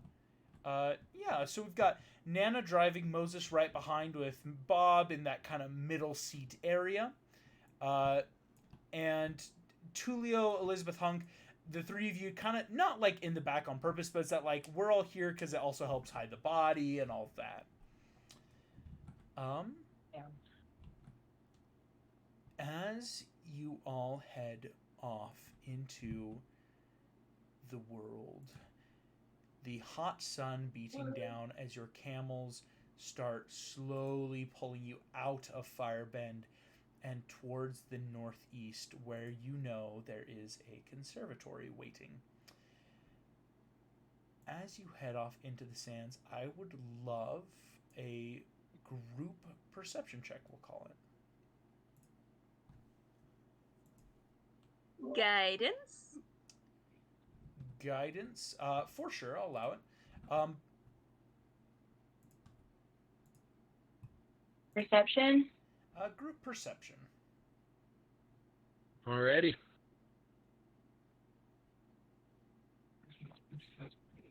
24. Let's go. I rolled that perfect. Yeah.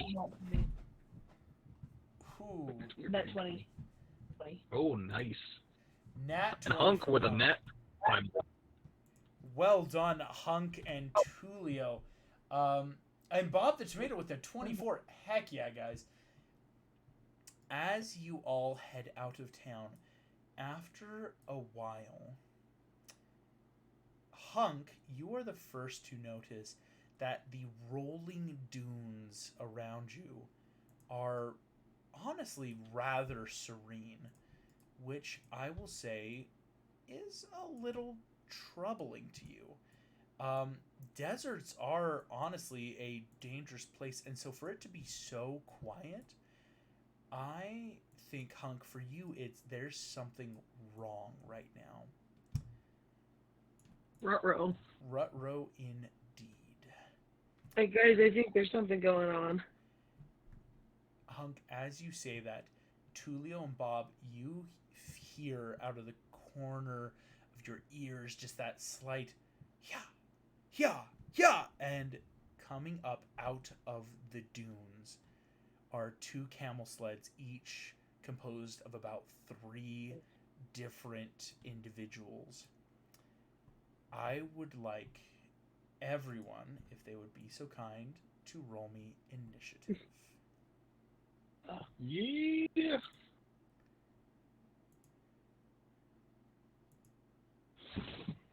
Alrighty.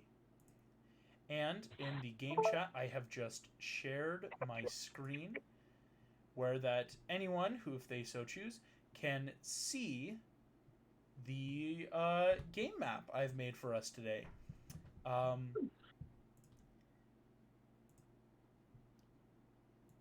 Here we go. Pulling up initiatives right now. Let's see who we've got.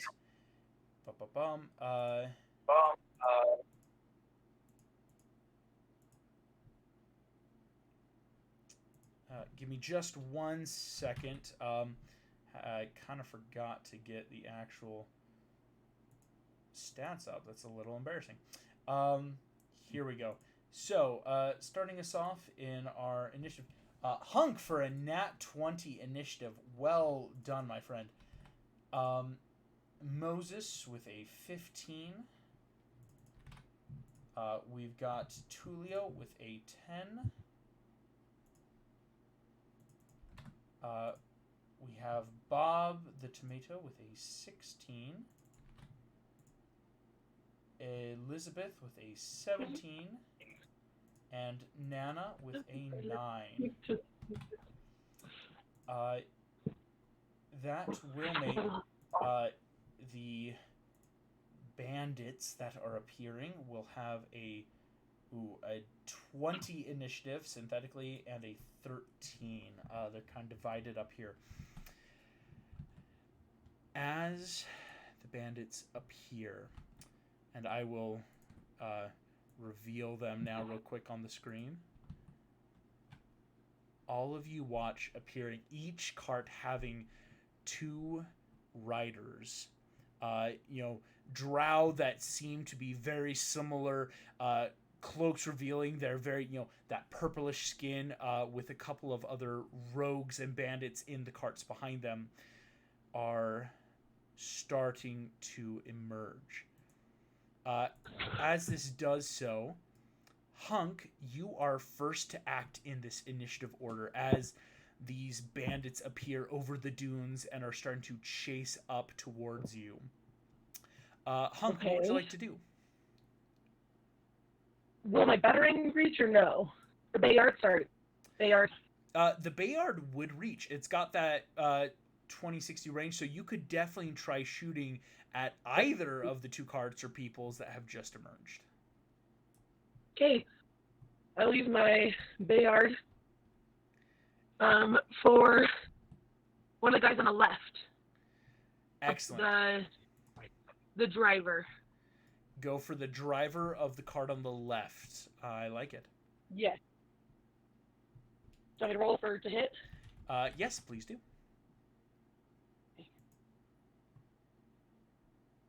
Dirty 20. Dirty 20 will hit the armor class of the driver on the left. Go ahead and roll damage. Okay, 13 damage. The driver immediately takes 13 points of damage, looks seriously hurt, but is not down as energy blasts into the sand. The driver, though, does seem aware of this and is already ducking under to try to get a little bit more cover from the camels that are racing through the sand towards you all. Excellent, Hunk, firing off, and of course alerting everyone to your position.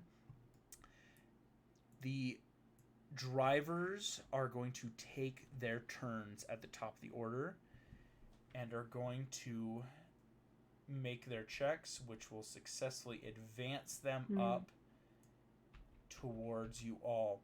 As all of you notice, you are now in this very much middle section. Both drivers have started pulling their carts towards you, and the bandits aboard, masks over their faces, each wielding scimitars, kopeshes. One of them you see is starting to flicker arcane energy out of their hands, and are cackling as they emerge against you all. That is the driver's turn. Elizabeth, that is you next in the initiative. How much space is there between me and the cart on my right? On your right. On the right? Yeah. It's only about 5 feet. It's only like a DC 7 athletics or acrobatics to jump, just because of the like sand and bumping as you go over the dunes. Okay, I'm not gonna jump yet, but we have a dead body. You do have the dead body. Throw it. I think I can use the dead body and try to knock them out of their carrot. That was my idea too. This is perfect. I love it. Go ahead. Jeez. I guess this is an attack? I don't want to call it an attack, though. That just sounds dark. Object interaction? It's got armor on too, and I understand I'm gonna lose the armor if I do that, and that's fine. I have armor. Exactly. I would say this, Elizabeth. Go ahead and make me an athletics check to huck it like, and I assume like at the driver, trying to like knock him over, knock him down. I have a question. If I were to go in rage, would this count as like a +2 for melee damage with strength weapons? I don't know if it does because it's not technically a weapon. I would say, yeah, I Because don't. I gain advantage on strength checks. Oh yeah, you do. Oh yes, because if you rage, you get advantage. Yeah, so you can bonus action rage, and yeah. Yeah, I'm going to bonus action rage. I'm going to roll athletics with advantage because it's a strength based. Is that okay? Yes, it is. Okay. Okay, my first is a 16. 21. 21. That will hit the armor class. You leave this whole body. The bandits are like that menacing, like cracking knuckles, getting ready. As the drivers come forward, Elizabeth, you just full sand dune person throw a body at the driver, who leans back and is starting to shout in some language, and suddenly, "We shall go!" And just suddenly there's a full body that hits him in the face, and he will now have advantage to try to keep up with everything going down. Heck yeah. Goodness gracious. That is insane. I still have movement, right? Yeah. We didn't take any damage from that. No. Did he take damage from that? Not That enough. sounds dark. Not enough to call it damage, unfortunately, but it's like there is disadvantage for some of his checks. Get disadvantage and stuff. And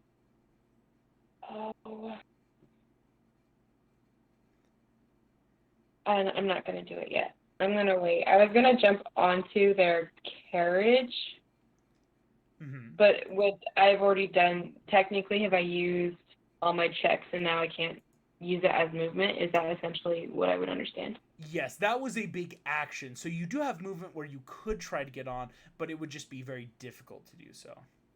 Okay, I'm not going to chance it. I don't want to end up in the dirt. Gotcha. For sure. Still an excellent turn, though, Elizabeth, as just halting any and all production, so to speak, of this bandit driver. Bob the Tomato, that is your turn, my friend. Did you get any healing? Yeah. Oh, you did? Okay. Did what's her name? Anna? Have any of them taken damage yet? The driver of the left cart has taken damage. Okay. I would like to cast Pull the Dead on that driver. Oh, you cast Toll the Dead. What does it look like as you cast Toll the Dead as well? I think I would make it appear as if like there were a bunch of ranged weapons in our cart, firing all of them. Oh, for sure. Yeah. You cast this. He'll make the wisdom saving throw. which he adds nothing to. That is only a 12, Bob, so that will be the full D12 of damage coming at this dude.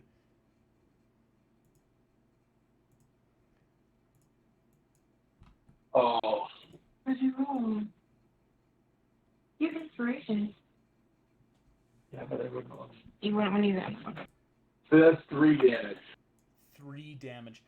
Unfortunately, is just a little bit of damage. The second driver is starting to look more hurt than usual, but is still, unfortunately, very much up. As Bob told the dad, all of this sounds bombarding the driver, who's starting to look really spooked. They didn't think this was going to be as hard of a job as it would be, so to speak. Yeah. Excellent. Bob, as you do this, Moses, that is your turn there, my friend. Awesome. I'm going to do an athletics check to jump on the cart. Gotcha. Go ahead and make the athletics check. Which cart? That's a 12. 12 still succeeds. It hasn't become any sort of difficult terrain yet. So you jump, I assume, to the cart on the right. Yes. Excellent. You jump over, land on the cart on the right, kind of in the middle. What do you want to do next? All right. I'm then going to rage and go to smack the driver in the back of the head with my staff. Excellent. Love it. Rage, go ahead. Roll the hit. 18. 18 will hit.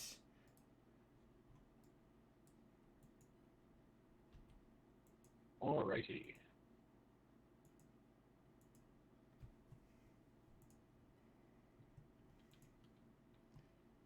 For a total of 12 points of damage. 12 points, 5 of it being celestial. Hooah! As Moses, you wield your staff, twirling in the hand, poof, slam down.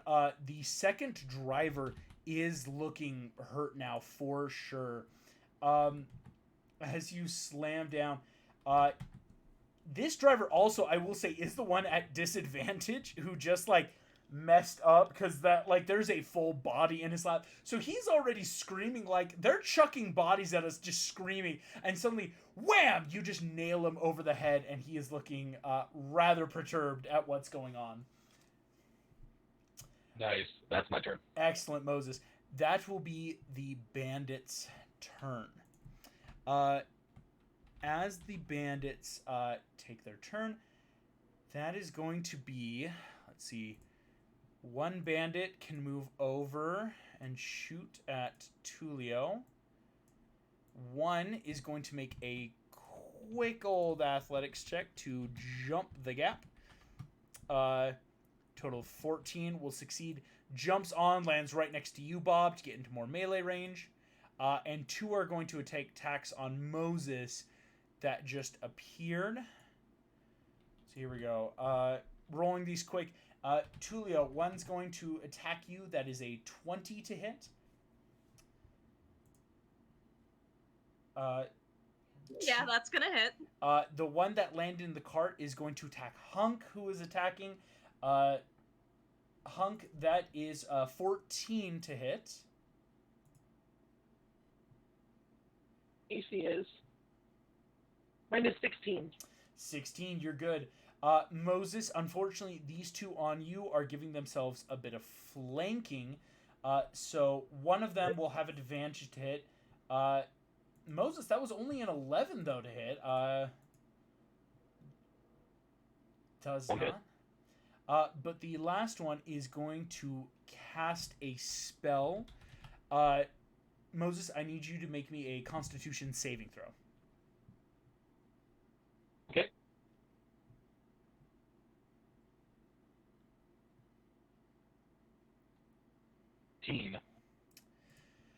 You succeed. Blindness was about to come over as darkness covers your eyes. You just feel that no, boom, and glorious holy light burst out of your eyes, kind of like Gabriel, as this person tries to blind you and fails. Tulio, you're the only one getting hit just with a quick crossbow. So that's only going to be 7 points of damage. I'm gonna use my reaction to roll a d6 for loaded dice and subtract it from the damage I'm taking. For sure. I love it. That's a 5. Excellent. Tulio, you only take 2 points of damage. Well done. As arrow tings off, kind of cuts your arm a little bit as you're standing on the edge of the cart, but nothing too bad here. Or excuse me, on the sled. That will make the rest of the bandits' turn. They are going to now... excuse me, that was their turn. Yep. That will make Tulio's turn. All right.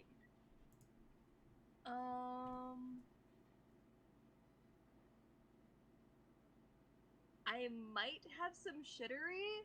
This could end badly. All right, I'll hear your shenanigan. I'll hear it. Oh, hang on.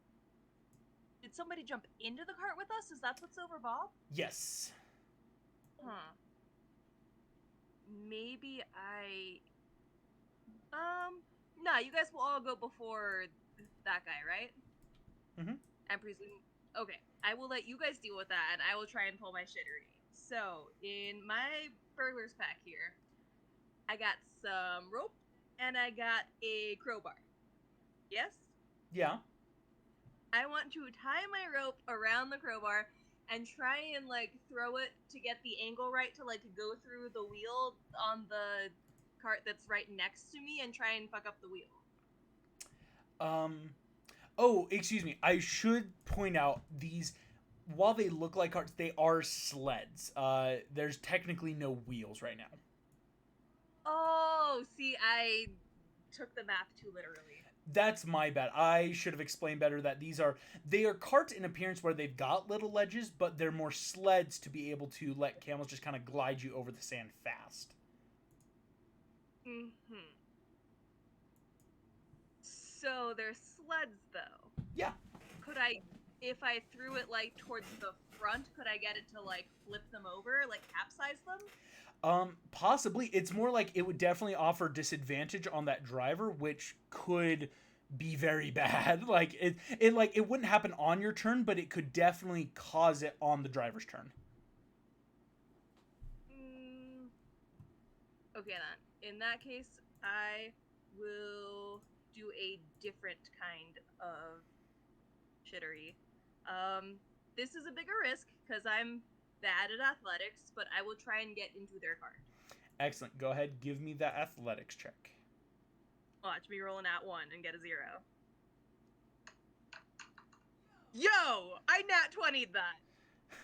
Tulio, where do you want to go on the cart? Anywhere you want. Right in between the two guys. You jump perfectly in between the two guys. Cool. Was that an action or was that just an athletics check? That was just an athletics check. Oh, heck yeah. Okay. So, as a bonus action, I am going to use my face step.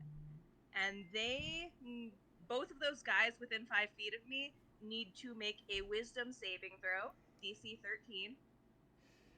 Oof. Okay. They don't add anything to their wisdom. And Mason's getting ready to come back now. No worries. Here we go. Let's roll the driver and bandit. The driver got a 17. The other bandit got a 4. Okay, so the one who failed is frightened of me until the end of my next turn. Excellent. I, as part of the face step, bonus action, Misty step right back to where I was in our cart. Oh, gotcha. Okay. And as I appear out of thin air, can I get an advantage sneak attack against this guy in our cart? Would he not have expected me to teleport back after I leapt to another cart? I would say yes. I think that's good shenanery of like, haha, I'm over here. He would not expect you to suddenly reappear. Sure, I'll say using this kind of ability, go ahead, take an attack against him. Okay. Just to double check, I am not getting. You're not getting advantage, but you would have sneak attack. Right. No, but I mean my magic dagger. I'm not getting the +3 because magic's not working. Yes, and boo on you for saying that out loud, though. No one's supposed to know that. Oh, sorry. Because you kept giving us, like, the pre-session, here's all the stuff that's wrong with the world, I thought that was in that. Anyway. You're good. So I'm going to use my rapier instead, because the dagger's not giving me anything. Yep. This would have been a nice dagger you picked up in El Dorado, but something is wrong with it. Okay, so does a 17 hit this guy? 17 will hit. Okay, I will roll damage, and then scroll down to add sneak attack.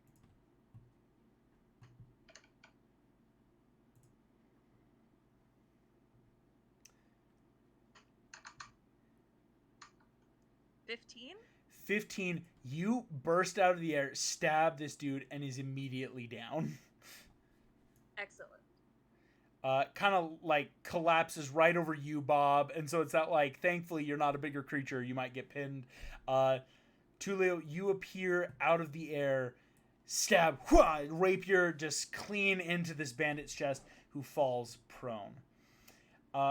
As that happens, that brings us to the end of the order with Nana's turn. Nana, you are currently driving the cart. What do you want to do here?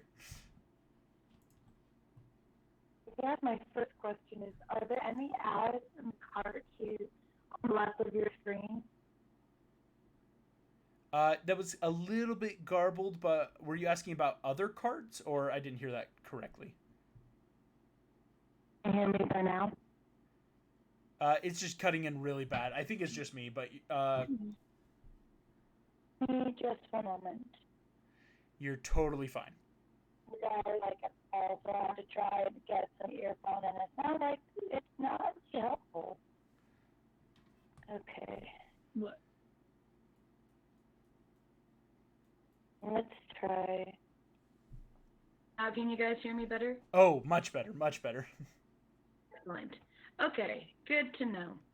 So my question was, do I have any allies in the cart on the left of the screen? Yes. Sorry, you do have allies still in the cart with you, Nana. You've got Bob, who's just right behind you. In the cart on the left. Oh, no, not anymore. Excellent. Are these carts going to have similar things that we can do as a driver as the chariot races that we did once in D&D? Very much so. And I would like to ram the cart to on the left of your screen. Excellent. Go in for the ram. You're going to be making... again, you get to add your proficiency bonus because you do have proficiency in the land vehicles. So let's go ahead, pull that up real quick.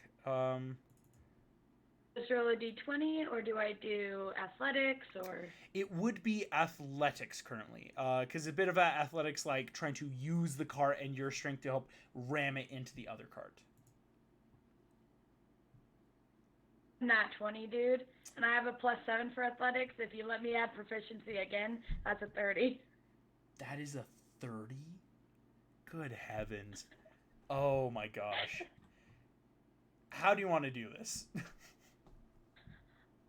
I just want to say, all right, time for some crushing. And then I want to slam into the other cart and not even look back as it just goes behind us into pieces.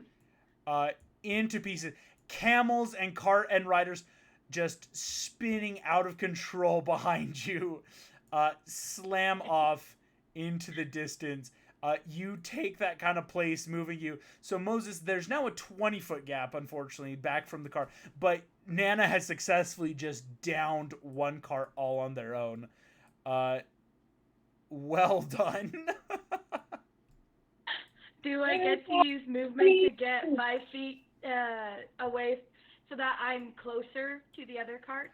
I will say using, because camel movement, again, right now the camels are also going like full speed unless you They're tell them running. to like dash or stop or stuff like that. I would say you could move back. Let's see, you were 5 feet away, you moved 5, 10, 15 to ram into them. You would only be able to move, I would say, like half back, so like 5. So the gap's only about 15 feet between the carts now, just because of just Okay. how it would be like a little bit harder to immediately swerve back in. No worries. I'm done with my turn then. Excellent turn though, Nana. I will say, as your turn finishes up, would you be so kind as to make me a perception check to see the broken cart spinning out of control behind you? Sure thing. That looks to be a 14. A 14. Nana, as you crest over a dune, boom! You guys just zoom forward as the cart behind you spins out. But after a moment, you don't see the cart anymore. Interesting. As it almost looks like the cart was swallowed up. Okay. Acting at the end of initiative, slowly burrowing its way, 5, 10, 15, 20. A large purple worm erupts out of the sand and is chasing down the two carts, having just snatched up all of the riders in the previous cart. But that is its full turn, just getting into initiative right now. That brings us back to the top of the initiative order with Hunk. Hunk, that is your turn. The other cart is still here, and this giant purple worm has just erupted out of the sand and is chasing you all down. Oh, we're screwed. Ooh, this is because we just watched the Dune 2 trailer. Not at all. I know, actually. I'm so excited to do too. Oh yeah, we're all excited. So sorry, but yes, Hunk. Can I grab the guy and throw him out to the worm? Can you what? Well, there's a guy in our cart. Can I grapple him and throw him? Yeah, I would say, Hunk, to the the guy in your cart is dead. Megan was able to successfully down him, so it's a free just athletics check to huck him at the worm. Oh, even better. Okay. So hook him at the worm. Does it slow down the worm at all? Go ahead and make an athletics check. Okay. It's an 18. 18. The guy hits the worm and is immediately just sucked up and down. It doesn't look like it really slowed down the worm. If anything, the worm is now very much wanting to be here, as you have just proved there is tasty treats. Damn it! Try to slow him down. Okay. Does that count as an object interaction or my turn? I would say I'll let it be an object interaction, because unlike trying to throw it at a cart, slow it down, it was not going to work. This thing is a hungry hippo, so to speak. Okay. So then are we turning and fighting the big purple guy then instead? Is that what we're doing? Team. Yeah, okay. I'm going to use my yellow Bayard against this big purple worm. Excellent. Go ahead, take a shot at it. Okay. That is a 16 to hit. Does that hit? A 16 does not hit, as Okay. your Bayard energy bolts seem to start bouncing off the carapace of this large armored creature. Okay.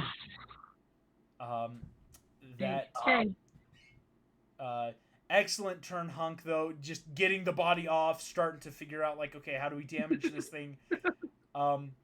That brings us to the driver's turn in the other card.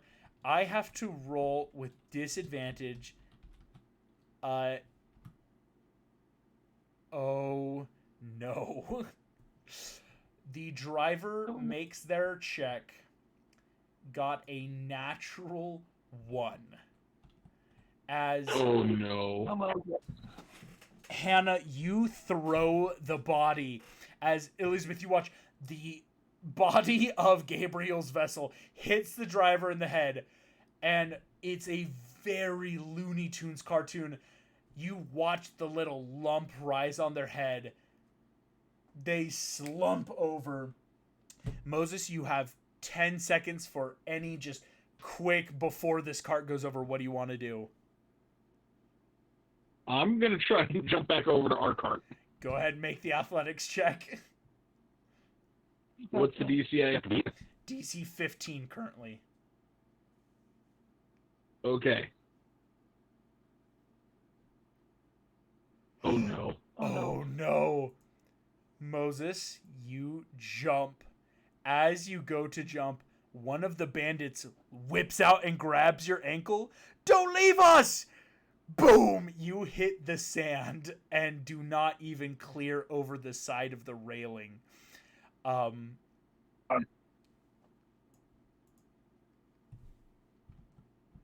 gonna say, here we go, 1 second. The cart is about to spin out. That is out. It moves, let's see, 5, 10, 15, 20, 25, 30. But that is going to be all of you guys moving more down and in. But the worm is going to crunch through. On the cart. Moses, can you make me a dexterity saving throw? Alrighty, let's see. That's 18. 18. You will not be swallowed by the worm, as many of the cart members do. Let alone the driver, who is just out cold, is swallowed and gone in a second. The camels are about to just kind of be, unfortunately, dashed against the sands. The other two, both fail. Moses, you are straddled just on top of this giant worm, which is chasing down your friends. I do have to roll some damage. You are raging, though, thankfully. That's going to help you out here. This is just going to be 4d10 bludgeoning damage. Okay. 18, that will have to 9 points of damage, Moses. As across the sand, you just feel your body ripped and beaten as suddenly bouncing along the sand just as the hungry jaws meet your eyes. You use the staff, hook on top of the tooth, and fling yourself just on top of the worm right before the cart is dashed against the sands and rock around you. Moses, you are not dead, but not in a good position, I will say. Yeah.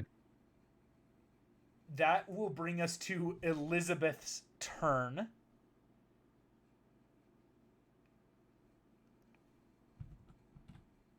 How close are we to the observatory? I'm just curious. So at this point, you're still probably a good hour or two out. Having a vehicle is cutting the time exponentially, but you're not really that close to the observatory at this point. Okay. Jeez. Okay. I'm going to. Oh gosh. Okay. Second question: is the worm catching up, or is it staying like paced with us? You think that the worm could catch up, but if it catches up, it can't attack. You know that classic: are you dashing or attacking? Gotcha. Okay. I'm going to try to help Moses out just a little bit. And I want... Is the worm, like, chasing us with its mouth open, or is it closed? The mouth is open. It's like that burrow through the sand. It very is a Dune vibe of, like, it's kind of eating, pushing through the sand at the same time. So if I threw something at the mouth, would it do double damage? Possibly, if it can attack. If the worm can attack, or if the thing I throw at it can attack? If it hits. Okay. Sorry. Okay. So I have some... Oh, what were they? Sorry, I have to find them. I have a couple hand axes. So they can reach... It says 20, in parentheses 60, so I'm assuming that means I can throw it up to 60 feet. 60 feet at disadvantage. I will actually also say here, Elizabeth, from where you are, it's only 5, 10, 15, 20 feet away, just barely. Okay, so I want to throw a hand axe into its mouth. Excellent. Go ahead, roll. This is a ranged attack. Just throwing it into the mouth. Oh, that's a nat 1. A natural 1. If you want to, Elizabeth, you can reckless attack and give yourself advantage, just knowing that the worm would have advantage if it attacks you next turn. That's fine. Okay, we're going to do it again. Oh, that's better. That's a 20. 20 will hit the armor class. Go ahead and Plus deal... 2 is 22. Oh, no, I did damage for the raging, right? Yeah, it's the damage for rage, yeah. Okay, so 5 plus 2, so that's 7 into its mouth. 7. That will be... So that doubles into 14? Doubles into 14. It slams in. You see some of that, like, tunnel maw cut open and black blood kind of rips into the sand vortex. It is hurt. Like, you can tell it definitely did something, but right now it's still at that point of, wow, there's just a lot of health this thing has being so big that it's not looking like a ton yet. Yeah. Well, I don't know what more I can do. So... For sure. Best of luck, guys. Good luck. Elizabeth, you hand axe stabs into the mouth. That brings Bob the Tomato. That's your turn there, my guy. Okay. Can I cast... Let's see here.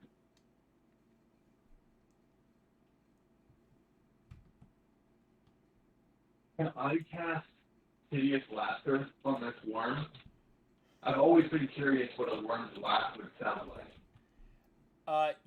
So am I. A creature of your choice. Fun fact, that counts. It is going to make... excuse me. It cannot make a wisdom saving throw because it has an intelligence score of 4 or lower. Whoa, okay. And I'll be super nice, Bob. I will say you could have known that. Worms are a vegetable's natural predator. I'll say you're not going to waste a spell on that. It's enough to say, like, okay, it's not... I probably should try that. Well, yeah. I would like to cast Inflict Wounds on this worm. Ooh, Inflict Wounds. That's a good one. I will say, Bob, it has a range of touch, so you might have to hop on over to get closer to it. You're right. I'm, not on these spells very often. Okay.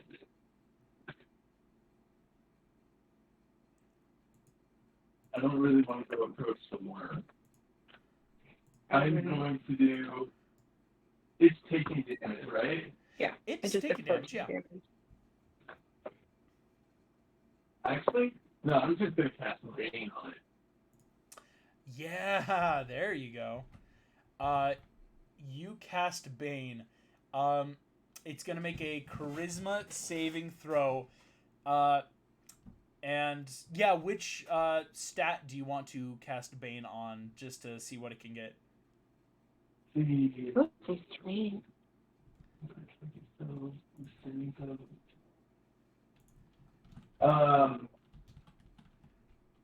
Strength. Yep. Alrighty. Well, for a 7 minus 3, that is a 4.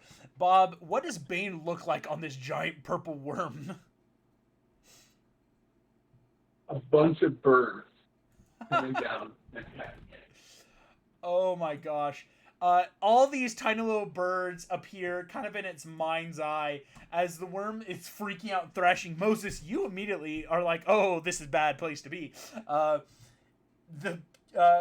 hey, it's got Bane on it now, meaning whenever target fails save throw, attack or saving throw, it must subtract a d4 from the roll. That's kind of gross.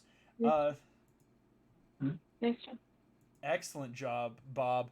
And just in time, Moses, that is your turn, my friend, on top of the worm. Alrighty. So, I guess with my staff, is it just not working right now, or is it on the fritz, like it could work or it could not? It is not working right now. Okay. Well, shoot. Shoot indeed.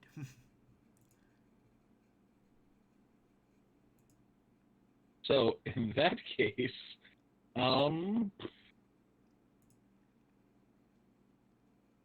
what could I... Well, oh, man. I am in quite the predicament. You are. Being on top of the worm is not a great place to be.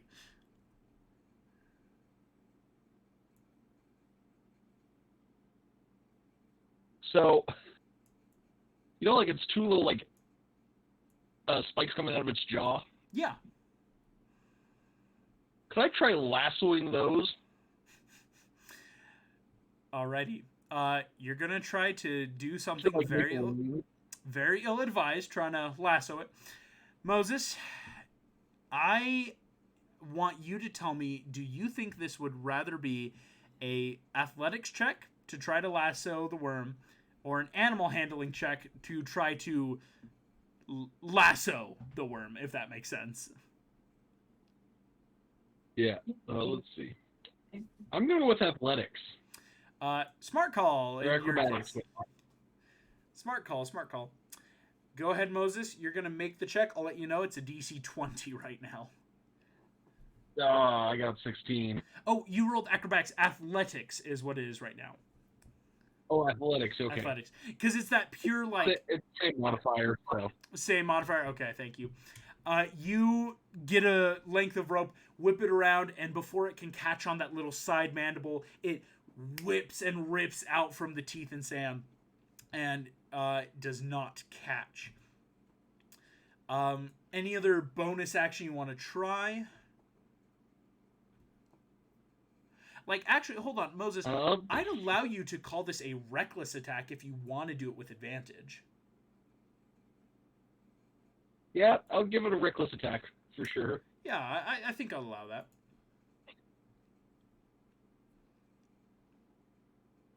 Alright, so first one is a 16.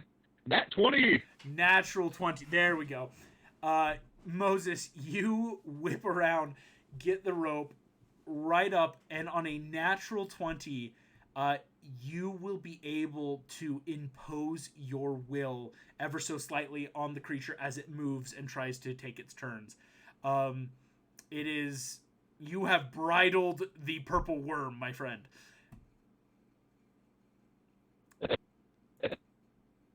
Well done. Right. So, sorry, what were you saying I could just do with the worm? So I'm saying... I can now have it brought...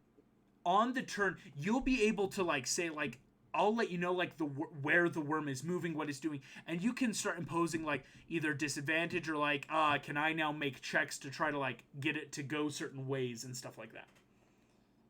Okay, I see. Awesome. Alrighty. Moses, excellent turn. So that will be me. Tulio, that will then make your turn with Nana on deck. Okay. This is gonna be a weird one. Can I make like an insight check to assess this worm? Like, does that make sense? Like, are these like Molduga rules? Like, it's gonna chase whatever's moving, or like, what is this thing and how do we deal with it? Make me an animal handling check. Oh, boo. 11. 11. On the animal handling, you're thinking like it's probably hungry. It just ate so much, and it's probably that close tie of it might be chasing what's moving, or it could be that it's got enough intelligence as a beast to be like, hey, I need food, and here is food, and so I'm eating food. Okay. I think what I'll do is I'll hold an action, if that's okay. Yeah. And basically be like, I can tell Moses is up there trying to wrangle this thing, so it's that if it either, like, throws him or tries to attack us, then I'll try and, like, shoot at it with my short bow. But, Yeah. like, until it does something, I'm just gonna hope he can handle it.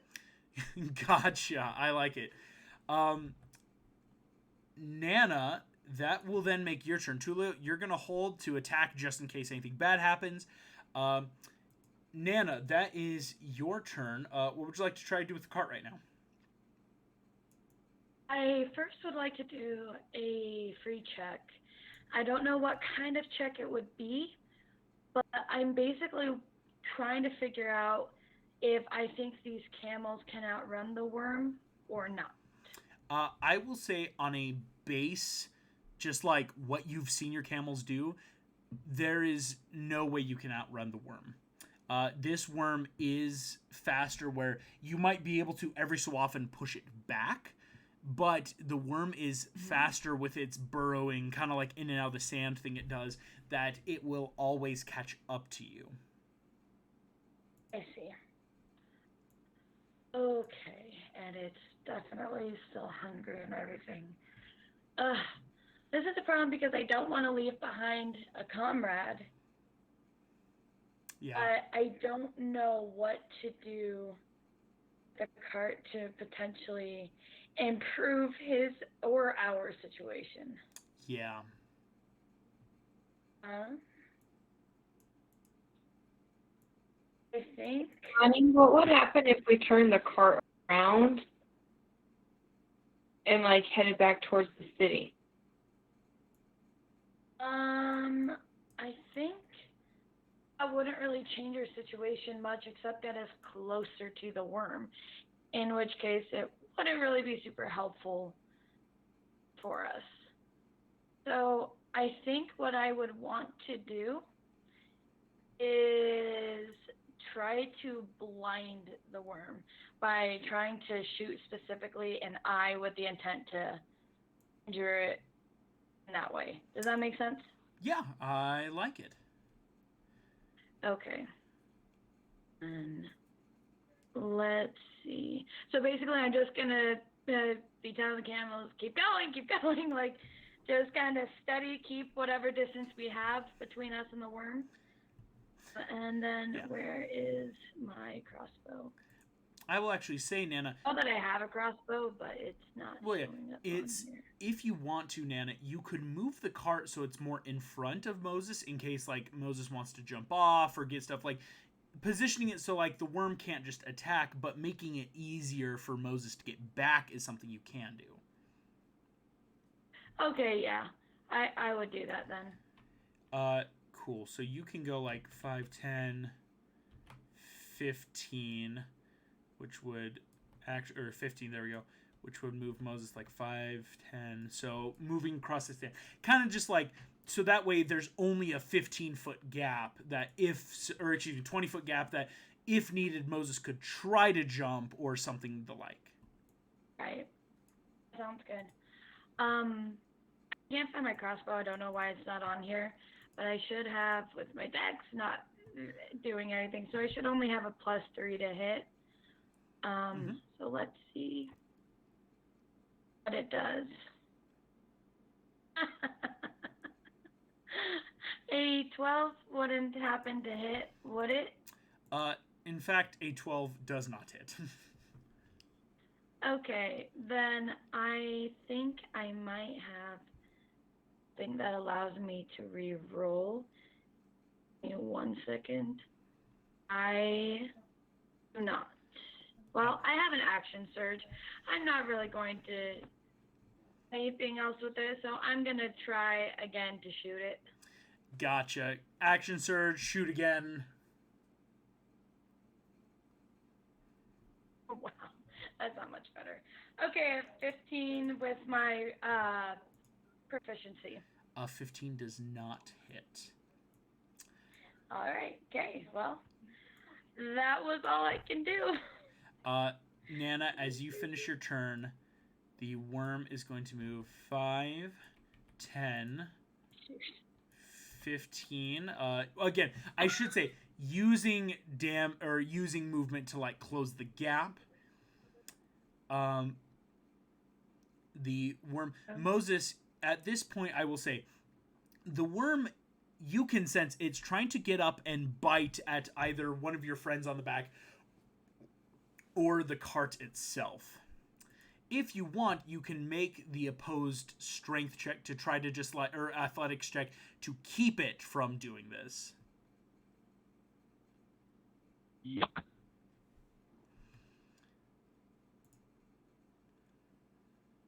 How I do? Oh no. 13. All right, it's going to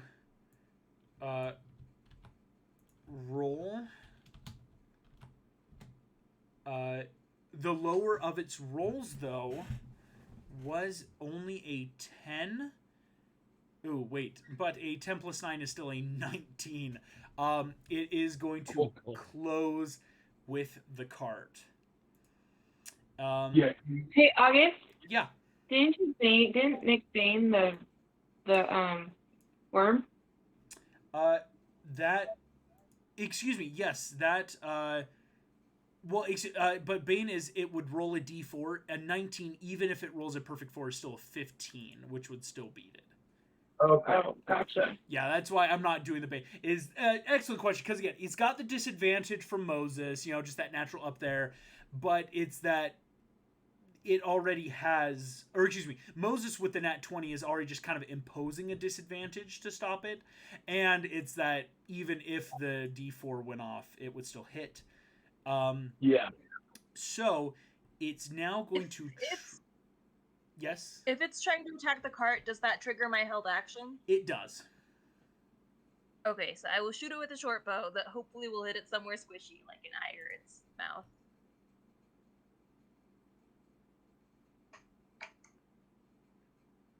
Does a 21 hit? 21 hits, and I will say you can shoot it in the mouth because it's about to attack. Awesome. And just like triple checking, sneak attack is only for like melee, right? I don't get it for ranged stuff. I can check that real quick. Because I believe you can. It's just one of those things that it's only. Oh, no. Yep. Scrolling down, it says with a finesse or ranged weapon. Yeah. So I can at sneak attack. Yes, Awesome. you can. It's already 9 points of damage. So 15 total? 15 into the mouth will deal 30.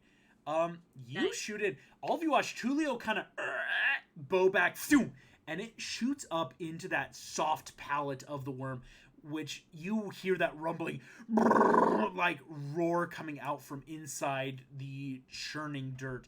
It's looking a little hurt now, gang.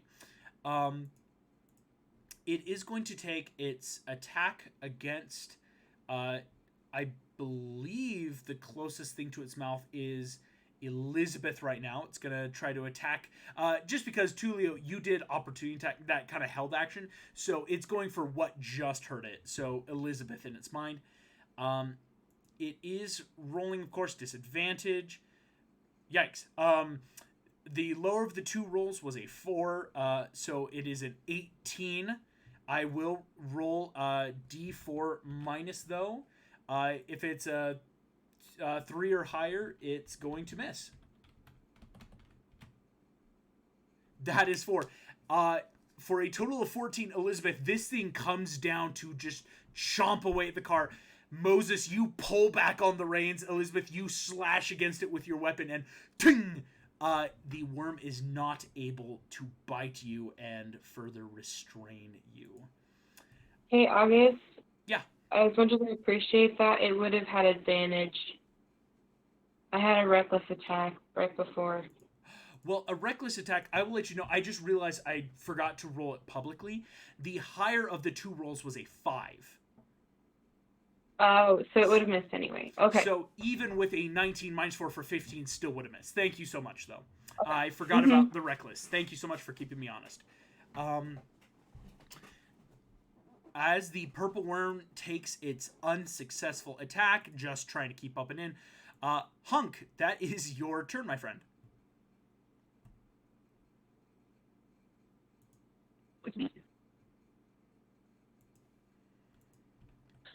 You'll be hard. Mm-hmm. Go ahead. Start unloading just like shot after shot. 18 hits exactly, my friend. Yes. Okay, good. 11 points of force damage. Hunk, you just shooting in, and we'll help you out. Because Marissa, I think this is the first time you've played a paladin. I have started adopting the rules, especially for paladins, that you can channel your smites into whatever you want. That's actually one of the new rules they're trying to adopt for paladins, is paladins can smite even with improvised weapons. So if you so choose, you could deal some smite damage or spells into him if you would like to. Please. Yes. I'm trying to figure out how to do that piece. Let me see how to do that. I was going to say, Mason's the perfect person to ask. He knows paladins well and through. Yeah. Oh. Intense. Straight. Divine Sight. Okay. Use up spell slots. Okay. But you can heal 2d8 extra. Okay, so I can do 2d8 extra. Yeah, go for it.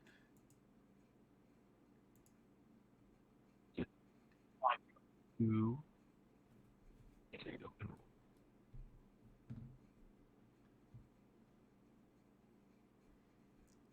Oh, well done. The extra 8 points of radiant damage shoots out. Hunk, you are shooting into this mouth. I will say, again, it's hard to hit anything but the mouth right now. So it is all doubling the damage right now. The worm is starting to look... A fiend? It is not a fiend, unfortunately. It is what we would call a monstrosity. Okay. I love it. Okay. But, Hunk, you, Tulio, and Elizabeth all shooting in hand axes, bows, Bayard. The worm is now looking heavily hurt and injured right now, and does not look happy to be there. Is kind Can't of imagine. You have to wonder. It's that like, I'm not loving having my mouth being ripped open by my food. Imagine every time you ate nachos, it just stabbed you. Excellent, Kendo. Hunk, as you shoot in, that brings us back to Elizabeth with Bob the Tomato on deck. Elizabeth, what would you like to do for your turn? I'm going to attack in a rage. Still in a rage with my great sword. Heck yeah. So I'm going to roll 17. I'm going to roll recklessly. Recklessly, yep. That's an 8, and it doesn't work. You slam in, this rage coming off, and just barely tings off the edge of the mouth. You can tell, again, inside the mouth is different than outside. That exoskeleton really coming in clutch for the worm. Reckless attack coming off, unfortunately, does not hit Elizabeth. That will make Bob the Tomato's turn. I would like to cast Guiding Bolt. Guiding Bolt. Heck yeah. Go ahead. Roll to hit. Okay. And the next attack will have advantage if this can connect.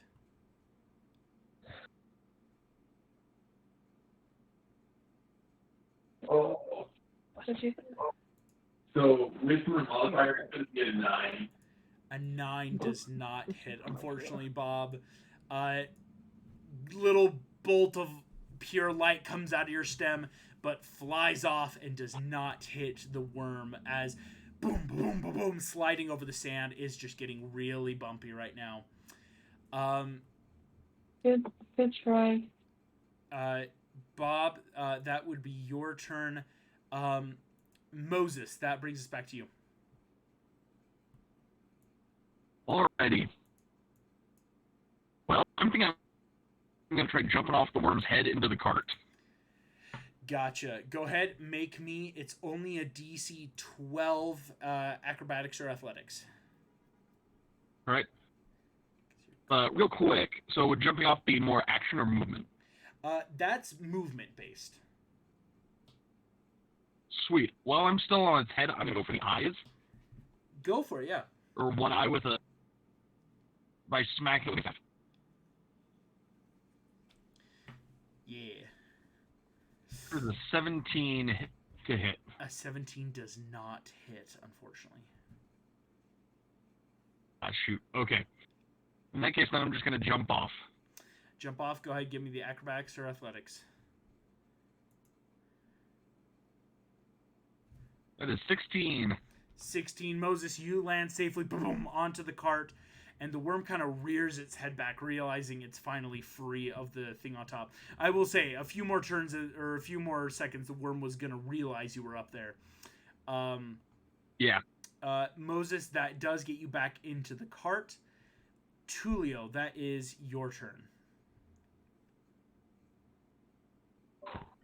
Would it be like an object interaction or a bonus action if I wanted to light an arrowhead on fire? You have the supplies. I would say that's a object interaction. Yeah. Cool. So object interaction, I'll do that, and then if you'll let me do like a bonus action hide type thing by like ducking under the edge of the cart or behind a person or whatever to try and get like that hide advantage as I shoot the flaming arrow down its gullet. Go ahead. Yeah, give me a hide check.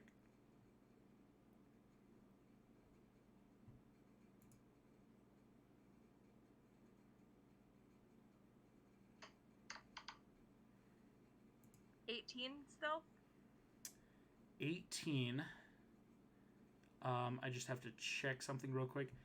And 18. You think that while the eyes don't see you, you realize this thing does seem to still recognize where you all are. You think it might have blind sense. Okay. So 18 is good, but you might need to be like next time farther away to start getting that better hideout. Mm-hmm. So flat roll to attack, but it's a flaming arrow and I'm aiming to try and get it in his mouth again. Yep.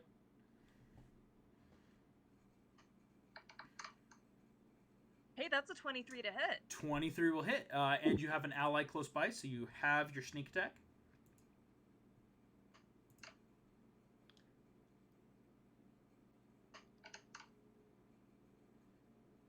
Another 15 damage. 15. And then we'll see if the fire does anything on the inside of this creature. You shoot. The arrow does seem to thud, and while it does deal more damage than not being inside the creature, the fire does quickly extinguish as sand and that like gooey saliva acid quickly dissolves it away, and it doesn't seem to do that much more. That's fine. It just figured it was worth a shot. Mm-hmm. But as you do this damage, the purple worm is starting to look horribly, horribly injured and almost bloodied. Nana, that brings us to your turn at the end of the order. So, I'm just asking, just in case, rule of fun, or, just because we are very good as a group with bombs in past campaigns. But you said the flame was out. Is there any chance that you might make a correction if I can successfully throw my half-empty bottle of vodka into the creature's mouth? Listen. I don't know what kind of person I would be if I didn't allow you guys to try to light things on fire. Woo! Excellent. I will say this, Nana, on your character sheet right now, do you have proficiency with explosives? No. No, you do not, as I have officially made it a tool proficiency called explosives. Oh my gosh. Because you don't have this, it will be a flat D20 roll to huck it into its mouth to try to get it to explode. Okay. Okay, do I get to add strength or even athletics because it could be considered an object interaction? If you were throw something? Well, if you were throwing it to, explode or just like hit it inside the mouth of the creature, you could definitely use normal attacks. Because you're trying to make it explode, it makes it an explosives check. Yes, Megan, you had a question? Not a question, a statement. You're going to regret making explosives an official tool proficiency, because one of my special Elijah Elf things is when I finish my trance, I get to choose any tool to be proficient in. Yeah. So I can just wake up the next morning and decide I'm proficient in explosives now that I know this is a thing. No, I'll allow that. But I had to make it an official thing because you guys just can't stop being pyromaniacs. Yeah, it goes right back to Eleanor blowing up Ackerman. So here's the thing. It started with your sister, August. It very much did. I gotta give props to Eleanor. So yes, it's more or less a flat roll right now because you're trying for the extent of let me blow up the inside of its mouth. Alright, if it's just a flat roll, I don't even get to add strength, then let's see what happens. See what happens. Dang it, I can't roll for crap tonight. This is fine.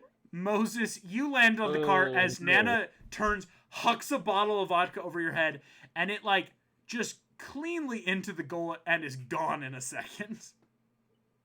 Well, you know what? Maybe it inhaled some of the vodka and it's going to start choking because animals don't really react well to alcohol unless you're very specific horses, but that's a story for another time. So, I am going to just see if I can do some sort of driving check to have the camels take evasive action. Yeah, make an animal handlings check. Tell the camels, take evasive action. Excellent. Let's see how good of soldiers they make. Come on. Well, please do. Finally. That's a dirty 20. Dirty 20. And then I get to add a proficiency again, so 23. Yes, you do. Immediately you create enough of a gap where it more or less keeps this creature that it has to keep taking movement and other actions to get up to you guys.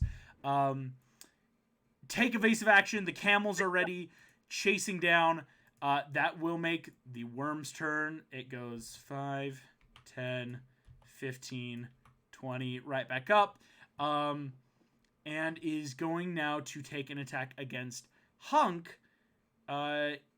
Excuse me. I think it's actually going to attack Tulio because you did the most damage to it. You did very much a big attack. Oh, no. Hunk did the most damage. So it's going to stay on Hunk. Here we go. Yes, I did it. It is... No! It's rolling flat, plus 14. Hunk, that is a 21 to hit. Even with Bane, it will hit you. Yeah. Hunk, you are about to take, 27 points of piercing damage, and I need you to make a dexterity saving throw. Okay, dex saving throw. Mm-hmm.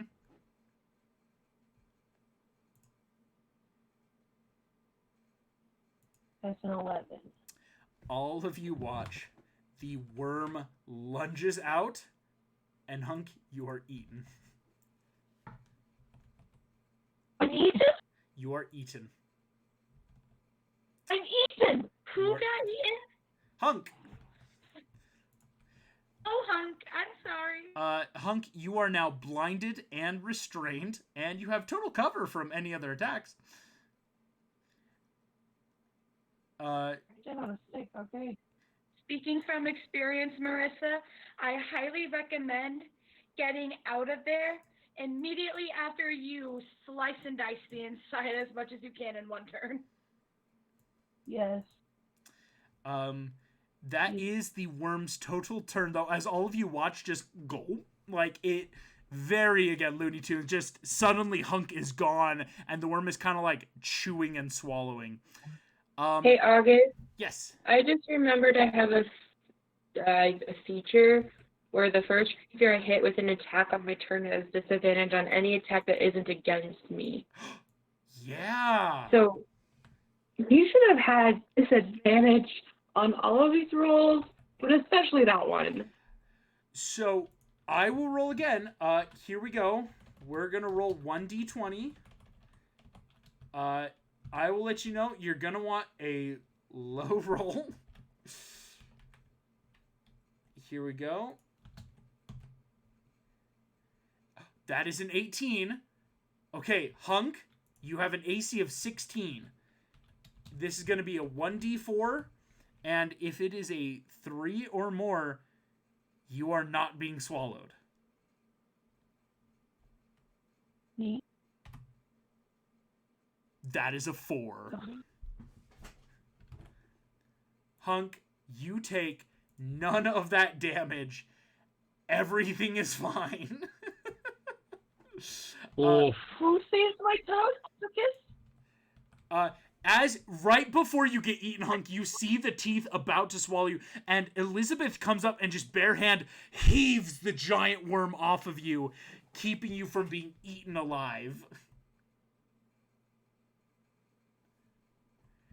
Oh my gosh. And guess what? Hunk, that's your turn right at the top of the order, as that's the purple worm's full turn. Bad worm. Yellow bear, bad worm. Oh, that's a nat 20. That gets crit damage. Oh my gosh! That's critical Yeah, hit. it does. So, on top of that, can I do another, am I allowed to do another Divine Smite? Yes, you are, and that's gonna double. So instead of 2d8, it'll be 4d8? Yeah. Yeah. Oh my gosh. That's Oh another 20, my. so 21 and 20. Good lord. I'm a little rat, you can't eat me, okay? 41 points of damage doubles to 82. Hunk, you feel the teeth about to eat you, and Elizabeth, you just run over, both hands hold open the worm's mouth just above your friend. Hunk, you whip out the Bayard and Gatling gun this mouth to hell. It is looking... Just so you know, I think I already had doubled it. No, that's the thing. That's crit damage, but it's inside of its mouth. oh, so don't. Oh, okay, good. Okay, I didn't want to, it did not be. Oh! This worm looks horrifyingly bloodied. It goes from like, oh, it's still okay, to horrifyingly bloodied in one singular hit. Hunk, this worm looks so terrified right now, if a worm could look terrified. Excellent attack. And Elizabeth, that is you right up next in the order. Well, we're going to try to do the Great Sword again, so give me a second. Heck yeah, go for it. Okay. Here goes. Reckless attack. Reckless, yeah. Oof. No, I can save you, but I can't attack it. I will say, it's very much, Elizabeth, that you are keeping it off of everyone else by just all of your turn, you are just holding it up above everyone's heads, just keeping the teeth away from everyone. You're welcome, everyone. If I move, does it have like an opportunity attack? Technically, you would have to move all the way to the front of the cart, because it does have a bit of reach right now on its mouth. Oh, okay. So it doesn't really matter. Okay, sounds good. I'm good where I'm at. Yep. Bob the Tomato, that is you. How is it looking as far as health goes? Oh, horrifyingly bloodied. Like, its mouth is just starting to fall apart. Because, again, the teeth and gullet are just, like, swirling and gyrate, just trying to, like, crunch down sand and debris. And it is looking horrifyingly bloodied as it is just bad. Okay. But it's not, like, on death's door yet. Not yet. Okay. Then I'll try casting Inflict Wounds one more time. Inflict Wounds. And Bob, now that you're able to come up, you can, like, hop up on Elizabeth's shoulder and touch this creature. Go ahead, make a melee spell attack. Okay.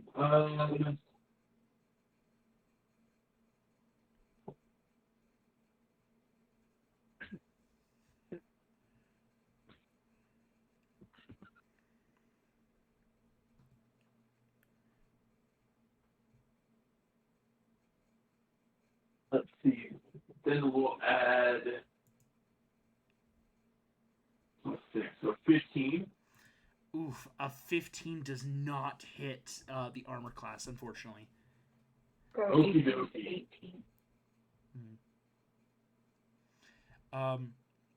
Bob, you... Hey, who's up after me in the initiative?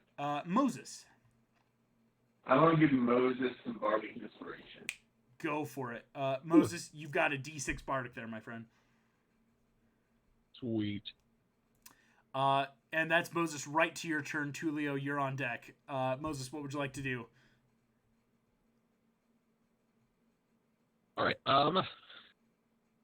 With the worm be in dashing range of my staff. You're about in range. Like, you just kind of sidle up, just making a little bit of a cluster F right between you, Elizabeth, Hunk, Bob. Just everyone piling onto the back of the cart, making it really backside heavy. Sweet. Yeah, I'll do that and just try and, like, bash it in the mouth. Go for it. Well, that's a 12, so that's not going to hit. Not going to hit. Even if I used Bardic. You could Reckless, though, if you want to. Actually, well, if you... Yeah, I'll Reckless that. Yeah, if you Reckless, and if you rolled a perfect 6 on the Bardic, you would have gotten it. Yeah. So, I'll Reckless for the advantage. Gotcha. That's even worse. You could try the Bardic Inspiration if you want to. Yeah, let's see, might as well.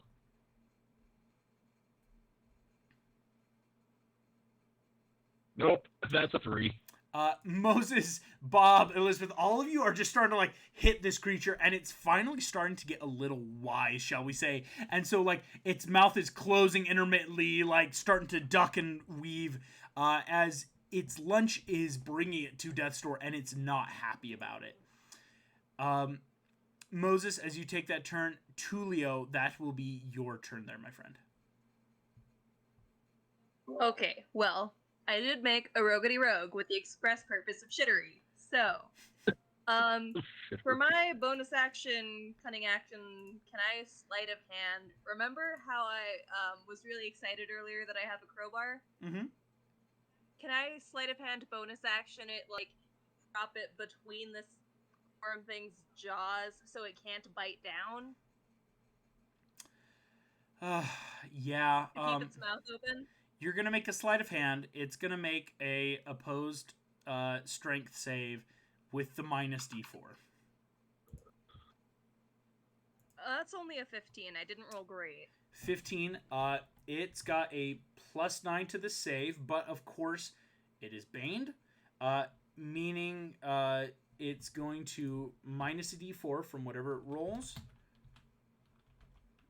20 plus 9. Nope, it's not gonna work. Sleight of hand comes in, and it's that you retract your hand quickly before it gets bitten off. Yeah, I rolled low. Oh well. What happens to the crowbar? Do I still have it, or did it get, like, eaten? I will say you still have it. You would have had to have propped it up and then lost it to have, like, lost it. Okay, so I still have it, and that was my bonus action to attempt to do that. Mm-hmm. For my action, I will try and shoot this thing again. Go for it. 14. A 14 does not hit, unfortunately. Yeah, it was rolling too high. It had to end at some point. Nana, that brings us to your turn. This worm is looking horrifyingly bloodied, worse than it's been all fight. What would you like to do? I'm kind of wondering if I could potentially do damage by ramming it with the cart. Potentially, yes. Well, that seems to be the only time that I've rolled well this session, so let's try and ram it with the cart. All right. So that would be another athletics. Athletics check. Then I get to add my proficiency on top of that, so let's see what happens. That's another nat 20, dude. So that's a total of 30. You did not. I did. I can only drive camels today. That is so gross. Come on. A nat 20 to ram it with camels. Okay. That is awesome. They're better than worms. Here's what's about to happen. Nana, you guys are a huge creature right now. Or I should say, huge because you have 2 large creatures and a sled, making you huge. This is 8d10 of damage. Oh, frick yeah. I will let you know, on a nat 20, you will not take any of it. If it had been anything else, you would have taken half the damage back to yourself. You're going to roll 8d10. Oh my gosh. Gaming console, I share my one. Not a terrible roll. 37 points of damage, sir. 30. Do I get to add my strength by any chance? You do not. It is just more the bludgeoning of everything that's about to hit you. Sashenka Bodana Vyacheslavovich, how do you want to do this? Yes. I just want to do what Elizabeth was thinking of earlier. I'd like to pull ahead with the camels for just a moment and just turn them around so that it's the weight of the worm pursuing us that ultimately crushes it against the side of our cart. I love it. You slam back this cart. All of you feel it turn. And right when the camels get at that Mach 1 speed, just going fast, brakes hard, slams into the worm, completely cutting off its head as you roll over it with your sharp blades on the sled. The worm crumbles to the ground and is no more. Well done, one and all. With that being said, that is where we are going to end our session for tonight, as you are almost to the observatory. Before we fully end, next week, can we, like, loot the worm or, like, drag its carcass into town and sell it or something? Oh, good lord. We'll at least get so much meat. You want to loot the worm? You want to loot the worm? Worth Worst case Yes, scenario, we loot drag it into the town worm. and find out there was like a bounty on the giant sandworm that kept eating caravans between towns, right? Like, there's probably something. It's probably valuable for something, right? Maybe. I And it's mean, already beheaded. yeah. All right. Listen, you can loot the worm next We're time. poor, dear, except for our dragon with her horde. The rest of us want money. I know. I'm just saying, it's a little much. But thank you all so much for playing. Thank you all for watching. And I will see you all next time. Goodbye.